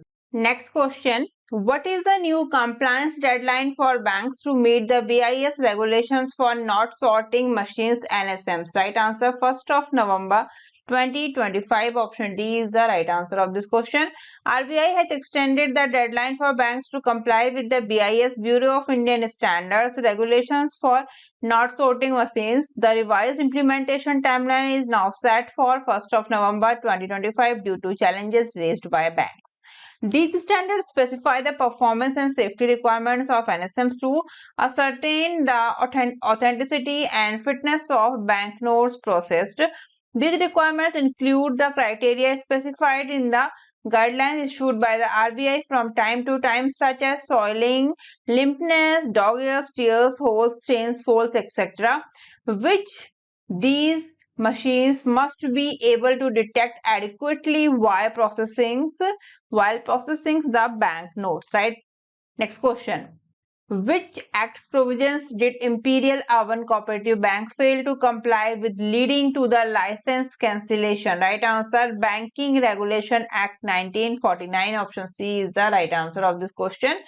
RBI has revoked the banking license for Jalandhar-based Imperial Urban Cooperative Banks Limited effective 25th of April 2025, citing multiple regulatory and financial shortcomings, and RBI cancelled the license of Ajanta Open Cooperative Bank Maryadit based in Aurangabad, Maharashtra. Regulatory non-compliance: the bank failed to meet requirements under Section 22 to 20. 22(3)(a) to 22(3)(e) of the Banking Regulation Act 1949. Next question: according to RBI, what percentage of Ajanta's bank depositors will receive full reimbursements of their deposits through DICGC? Right answer: 91.55%. The RBI has cancelled the license of Ajanta Open Cooperative Bank Maryadit Aurangabad as of 22nd of April 2025. The bank has ceased all banking operations. Upon liquidations, depositors will be eligible to receive up to rupees 5 lakh per depositors, and under Deposit Insurance Credit Guarantee Corporation DICGC, according to RBI data, will receive full reimbursements of their deposits through DICGC. Next question: what is the deadline set by the RBI for banks to migrate their digital operations to the bank.in domain? Right answer: 31st of October 2025. RBI has set a deadline of 31st of October 2025 for all banks to transition their digital operations to the bank.in domain. This move aims to improve the security infrastructure of online banking services and make digital banking more secure and user-friendly. The transitions to a unified domain is in response to the increasing cybersecurity threats posed by cybercriminals exploiting vulnerabilities in online platforms. Banks will need to update their IT infrastructure to comply with the new requirements, ensuring a seamless and secure banking experience for customers. The RBI circular issued on 22nd of April references the 7th of Feb 2025 policy on enhancing trust in the financial sector through bank.in and fin.in domains to combat digital fraud. Next question: the Reserve Bank of India took 79 enforcement actions against banks, non-banking financial companies in financial year 25. Which bank faced the highest penalty during financial year 25? Jammu and Kashmir Bank. Option B is the right answer of this question. The RBI undertook 79 enforcement action against banks and NBFCs in financial year 25 as per a report by FACE, an RBI recognized self-regulatory organization. Out of these, 48 actions were against NBFC, 30 against banks and 1 against a credit bureau. J&K Bank faced the highest penalty of 3.31 crore rupees for violations related to BSBD accounts, beneficial ownership, identification, and working capital loans against government subsidiaries. Next question: what is the primary objective of the RBI कहता है WhatsApp channel? To enhance public awareness and financial literacy. Option C is the right answer of this question. In a move to enhance public awareness and promote financial literacy, the Reserve Bank of India has launched a verified WhatsApp channel under its ongoing RBI कहता है initiative. This latest step by the RBI aims to deliver crucial financial information directly to citizens in simple and accessible manner. The RBI has been conducting public awareness campaigns through various platforms including text message, televisions, and digital advertisement. With the introductions of the WhatsApp channel, the RBI plans to strengthen its outreach efforts and ensure that the important financial message reach people across different regions of the country. The central bank stated that the WhatsApp channel would share updates on financial literacy, fraud prevention, and secure banking practices. This initiative is expected to increase accessibility, strengthen public trust, and promote safer banking habits among users. Next question: which regulatory body granted Piramal Finance the certificate of registrations as an NBFC ICC? Right answer: Reserve Bank of India. Option B is the right answer of this question. Piramal Enterprises announced that the RBI under Section 45IA of the Reserve Bank of India Act 1934 on 4th of April 2025 has granted a certificate of registrations on Piramal Finance, formerly known as the Piramal Capital and Housing Finance, a wholly owned subsidiary of the company, to commence its business of non-banking financial institution, investment and credit company NBFC ICC without accepting public deposits. Next question: the new update allow NPCI to revise the transactions limit for P2M payments, which could go up to rupees 2 lakh or rupees 5 lakh in some cases. Before the revisions, what was the transactions limit for both P2P and P2M UPI payments? Right answer, rupees 1 lakh. Option D is the right answer. RBI has approved the increase of transactions limit for person to merchant payments made through the UPI. Transaction limits for P2M payments, previously UPI transactions were capped at rupees 1 lakh for both person to person and P2M payments. The new update allows NPCI to revise the transactions limit for P2M payments, which could go to rupees 2 lakh or rupees 5 lakh in some cases. Next question. Which company wholly owned subsidiary has received RBI approval to operate as a non-banking financial company, NBFC? Right answer, First Pay Technology. Option B is the right answer of this question. Securis Finance Private Limited, a wholly owned subsidiary, First Pay Technologies, has received approval from RBI to operate as a NBFC. The company is entering the education loan sector with a strong vision for growth. The firm plans to disburse rupees 100 crore in education loan during its first year, aiming to reach rupees 1000 crore by 2030. Loan amount will range between rupees 50,000 to rupees 5 lakh, and the company expects to serve over 10,000 students in the first year alone. The company is focusing on the students in Bangalore, Mumbai, Delhi, NCR, Hyderabad and Pune cities, known for their robust educational infrastructure. About the NBFC, NBFC is a full form of non-banking financial company. Is a financial institution that offers financial services like loans, insurance and investment, but is not a bank. NBFC are regulated by the RBI. NBFC functions. NBFC cannot accept demand deposit. NBFC do not form a part of the payment and settlement system and cannot issue checks drawn on itself. Deposit insurance facility of the Deposit Insurance of Credit Guarantee Corporation is not available to depositors of NBFC, unlike in the case of banks. Next question.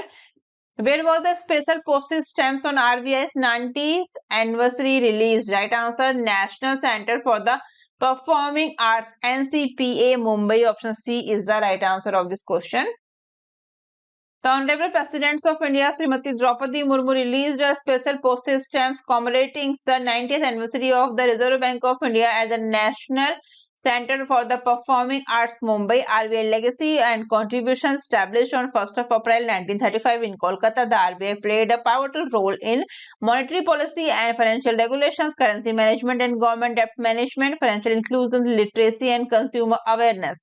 As it completes 9 decades, the RBI continued to uphold its principle of stability, trust and growth. Features of the special postage stamps symbolize RBI journey over 90 years, showcasing its original headquarters in Kolkata, where it was first established. It presents headquarters in Mumbai, representing its evaluations. Include the 90 years RBI logo with the inscription stability, trust, growth, reflecting its core values and economic contributions. Next question. When did the RBI announce the withdrawal of rupees 2000 denomination banknotes? 19th of May 2023 is the right answer. Option B. RBI in a recent press release has confirmed that 98.21% of rupees 2000 denomination banknotes in circulation as of 19th of May 2023 have been successfully returned to the banking system.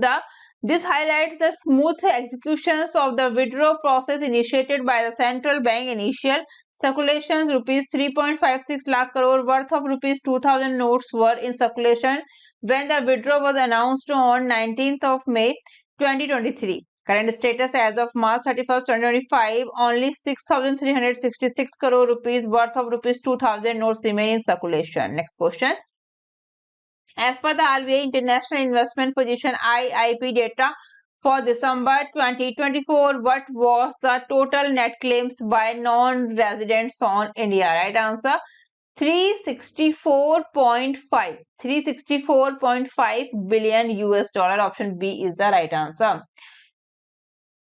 The data from the RBI highlights changes in India's international investment positions as of December 2024, released on March 10, 2025.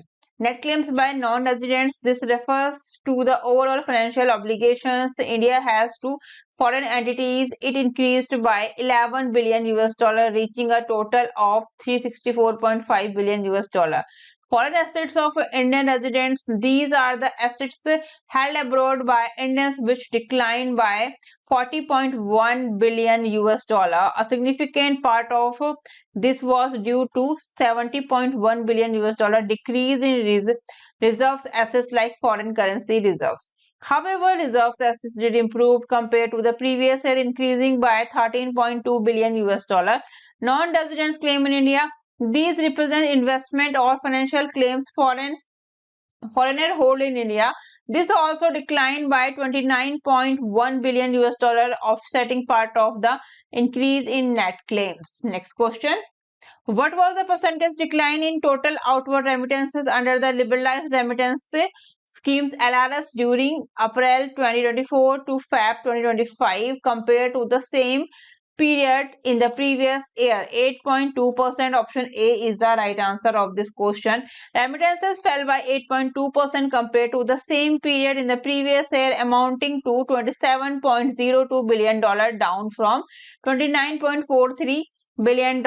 Key categories: international travel, education abroad, maintenance of relatives, immovable property purchases. Next question. What is the main objective of the MOU signed between FIU, IND and RBI on 17th of April 2025 to enhance coordinations and information exchange for effective compliance with PMLA? Option B is the right answer. On 17th of April 2025, the Financial Intelligence Unit India FIUIND and the Reserve Bank of India signed a MOU in New Delhi. FIUIND and RBI signed MOU for enhanced coordinations and information exchange. This MOU aims to enhance coordination and information exchange for effective compliance with the Prevention of Money Laundering Act PMLA and related rules. Next question. Which institutions was named the most innovative financial institutions globally by Global Finance in 2025? Reserve Bank of India. Option C is the right answer of this question.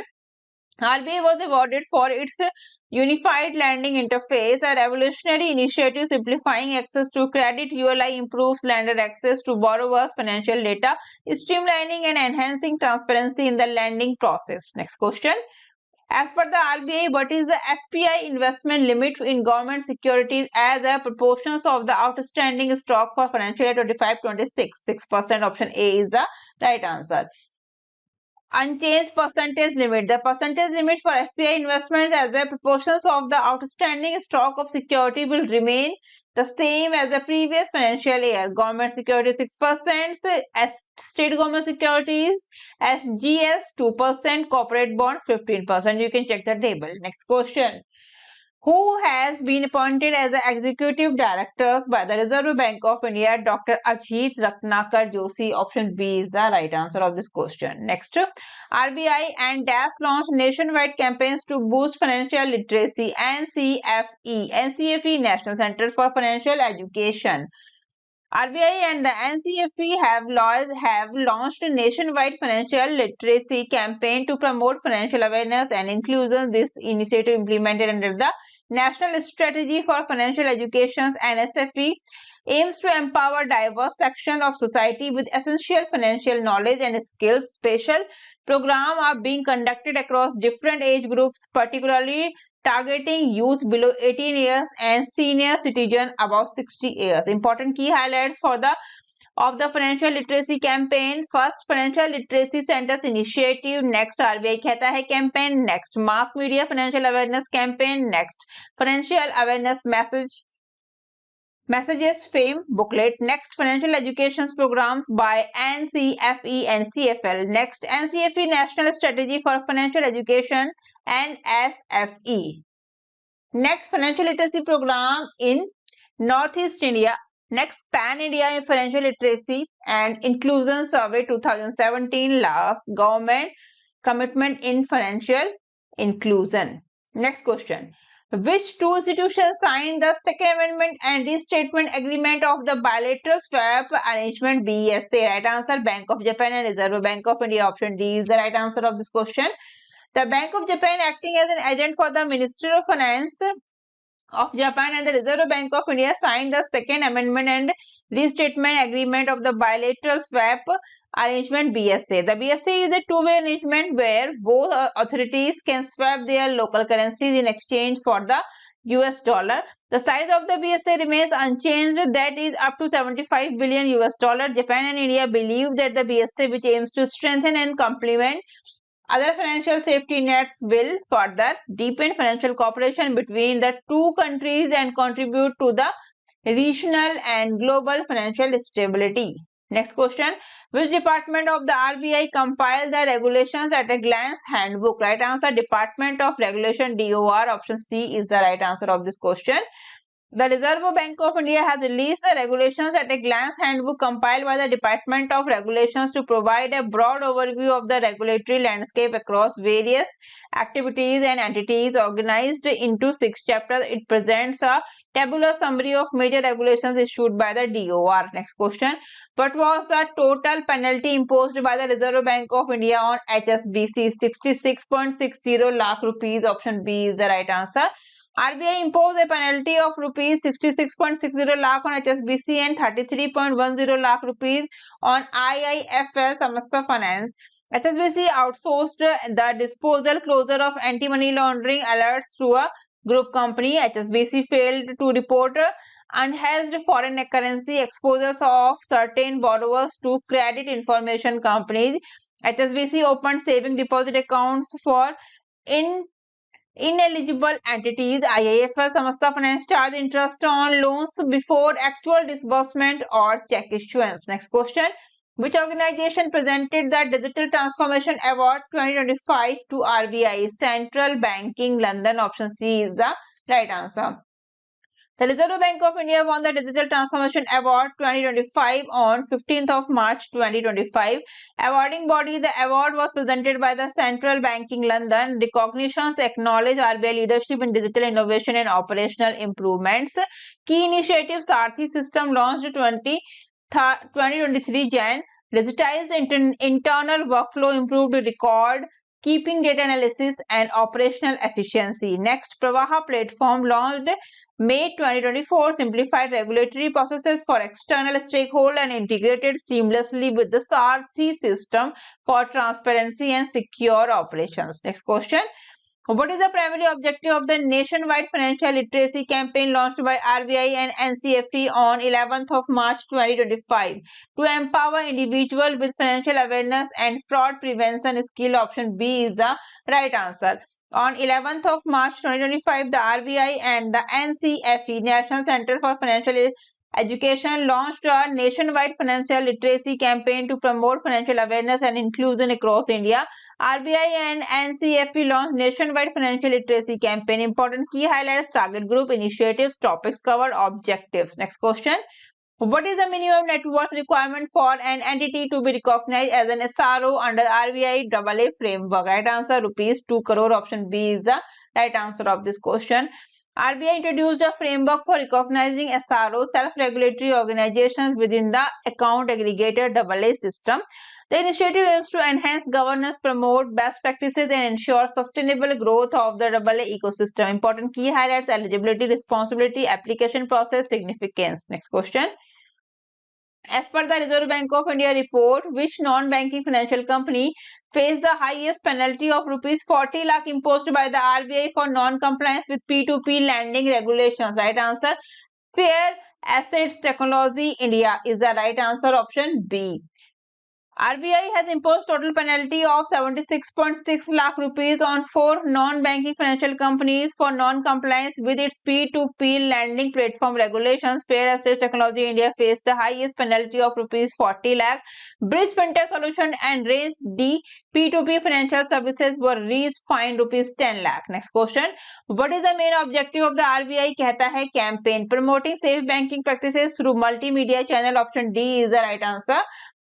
Education NCFP have launched multiple nationwide campaigns to enhance financial literacy in India.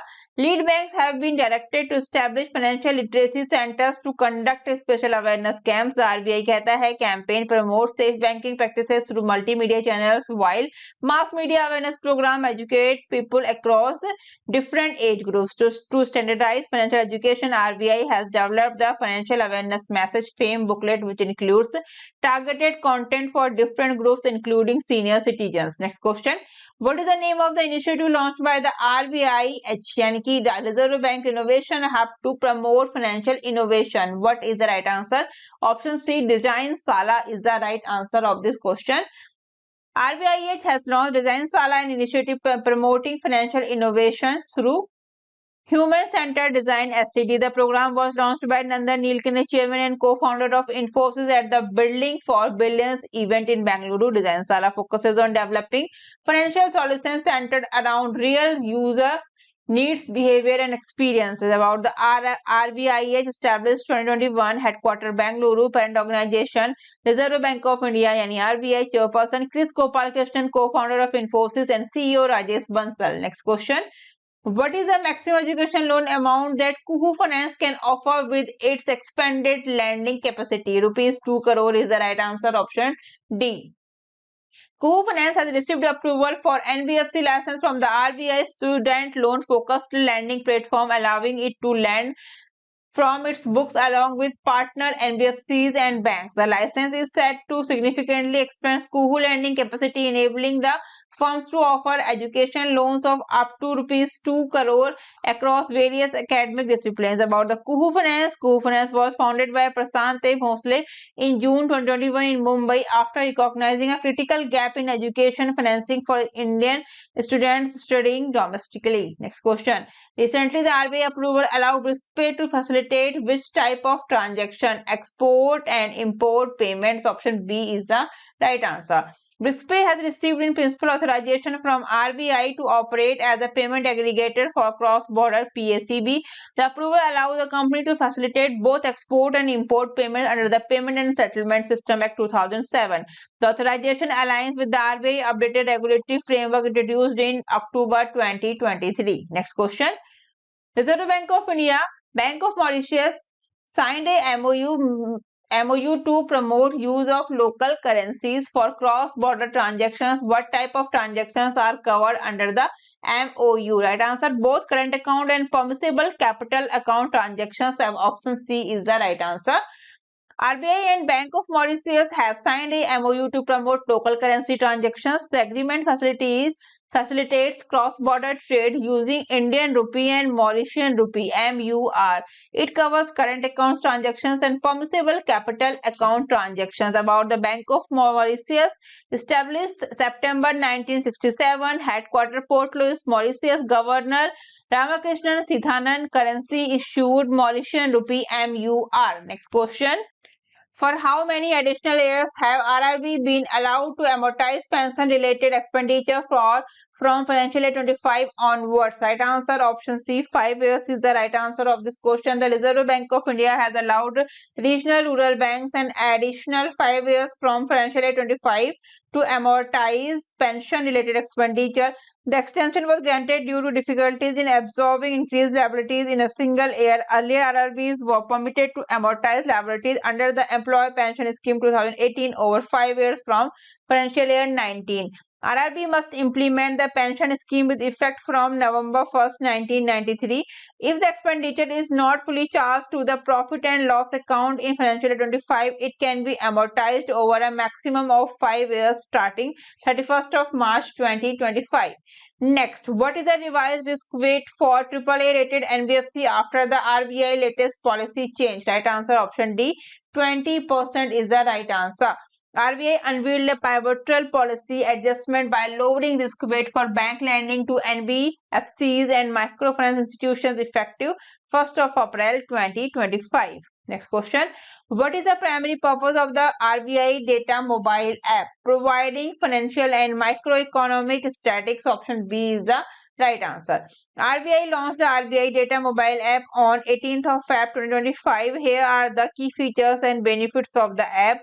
Access to data, visualizations tool, downloadable data, bank locator. Next question. RBI has introduced the RBI Data mobile application designs to enhance public access to microeconomic and financial data.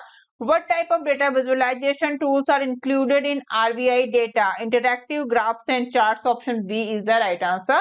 RBI has introduced RBI Data and mobile application designs to enhance public access to macroeconomic and financial data. One of the key features of RBI Data is its interactive graphs and charts which helps user analyze time series data effectively. Why did the RBI impose monetary penalties on Citibank, Ashirwad Microfinance and JM Financial Home Loans? Right answer, for violating regulatory norms as per RBI supervisory findings. Option B is the right answer. RBI imposed monetary penalties on Citibank, Ashirwad Microfinance and JM Financial Home Loans for violating norms. Next question. What is the key proposal in the draft guidelines issued by the RBI regarding floating rates loans for retail and MSME borrowers? Right answer.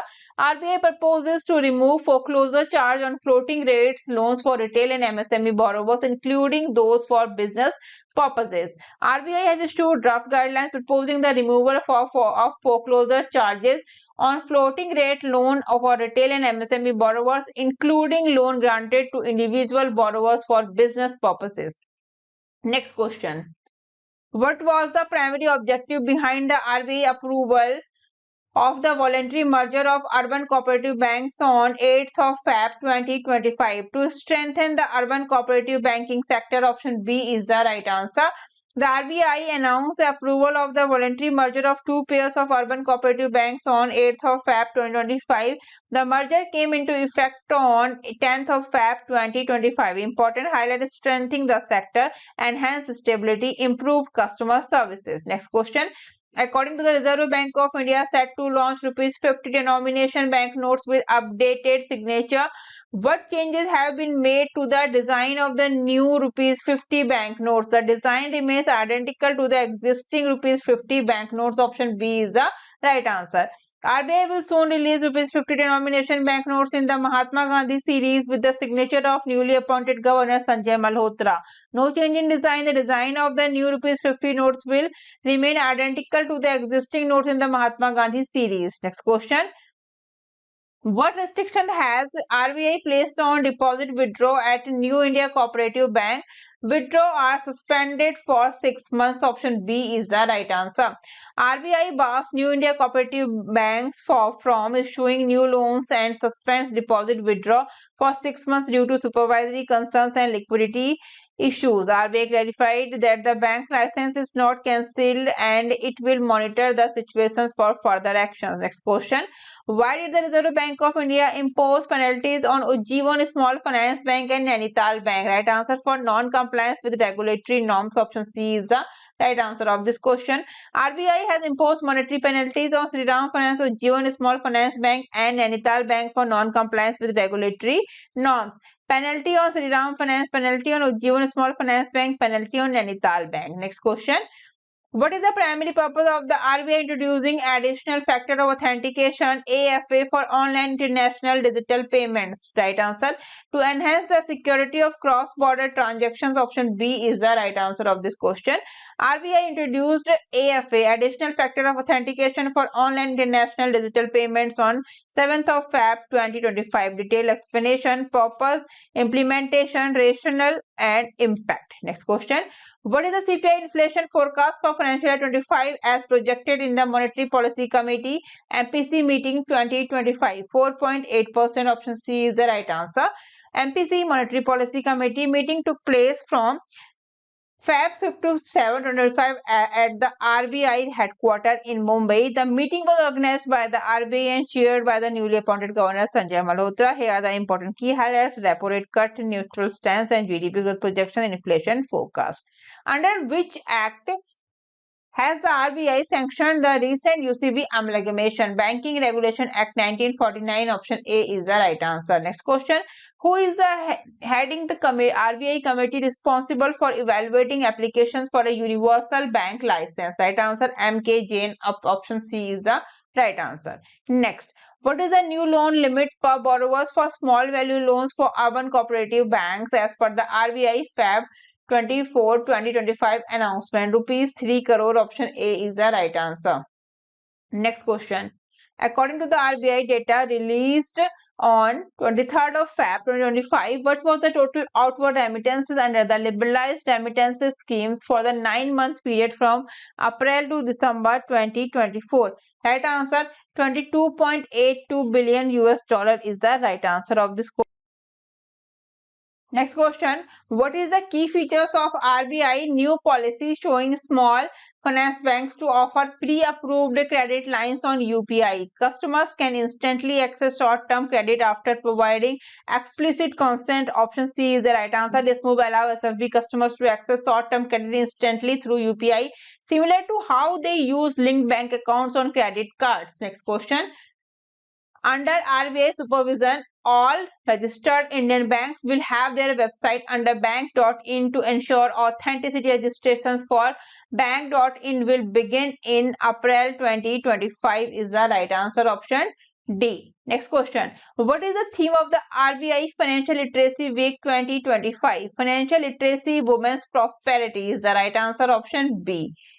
RBI has initiated the Financial Literacy Week 2025 from 24th to 28th of Feb, focusing on financial literacy, women prosperity.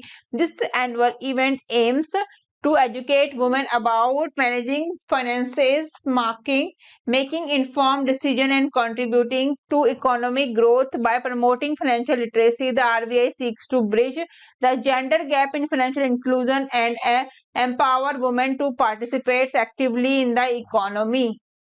Next question. According to the RBI circular dated January 1st, 2025 regarding NABFID, which of the following statement is correct? Right answer. NABFID can participate financial markets as an AIFI. NABFID is permitted to participate as an AIFI in financial markets regulated by the Reserve Bank of India. NABFID is important points. NABFID, National Bank for Financing Infrastructure and Development Act 2021 was passed in March 2021 and it came into force in April 2021.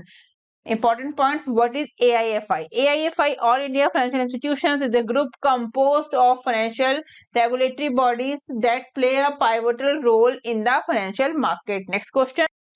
According to the guidelines, what must regulated entities do under assessments and reporting? Right answer.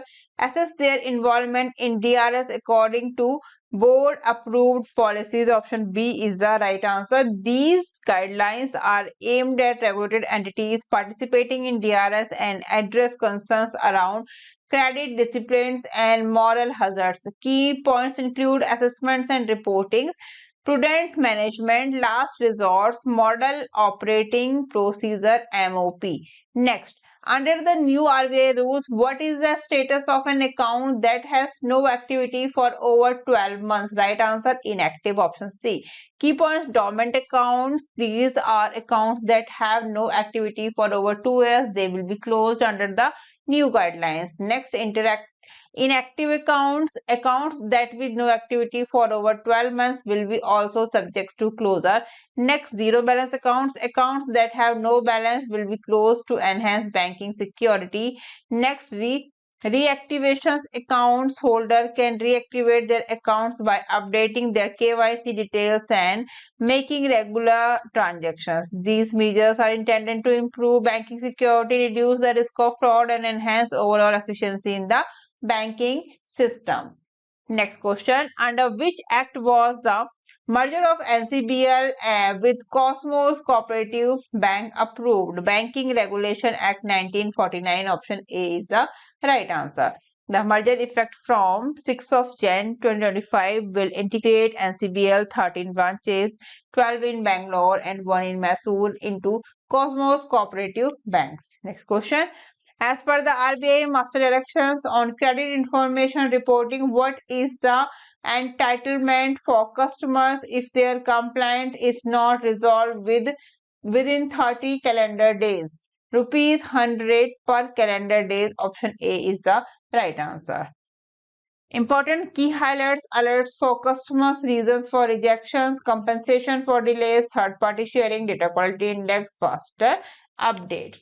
Next question: which accounts can non-residents utilize to settle transactions according to the revised FEMA guidelines? Special non-resident rupee and special rupee Vostro account SRVA is the right answer. Option A. Next, here are some key changes. INR accounts for non-residents, flexibility for exporters, repartible INR accounts, FDI for NRIs. Next,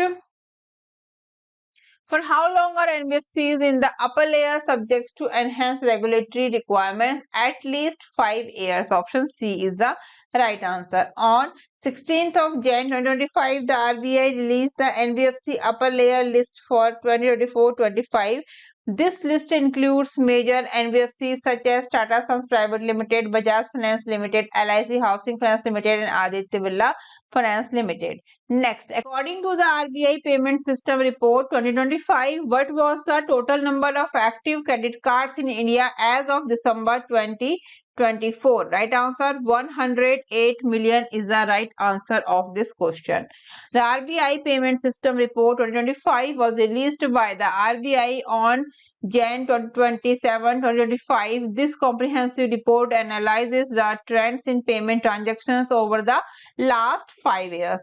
Key highlighted includes credit card growth. The number of active credit cards in India more than doubled, reaching 108 million by December 2024, up from 55.3 million in 2019. The value of credit card transactions nearly tripled to rupees 20.37 lakh crore.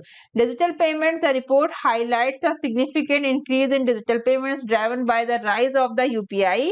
Cross-border payments. It also covers efforts to enhance cross-border payments and other developments in the payment ecosystem. What is the deadline given by RBI to banks to use 1600 access number series for transactional calls to reduce fraud?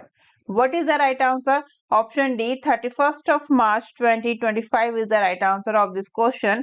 In a move to combat financial fraud, the Reserve Bank of India has mandated that banks and other regulated entities REs utilizes the 1600 access number series exclusively for transactional calls to customer for promotional communication. The 140 access series should be employed. This directive aims to enhance the security of digital transactions and protect customer from fraudulent activities. Okay.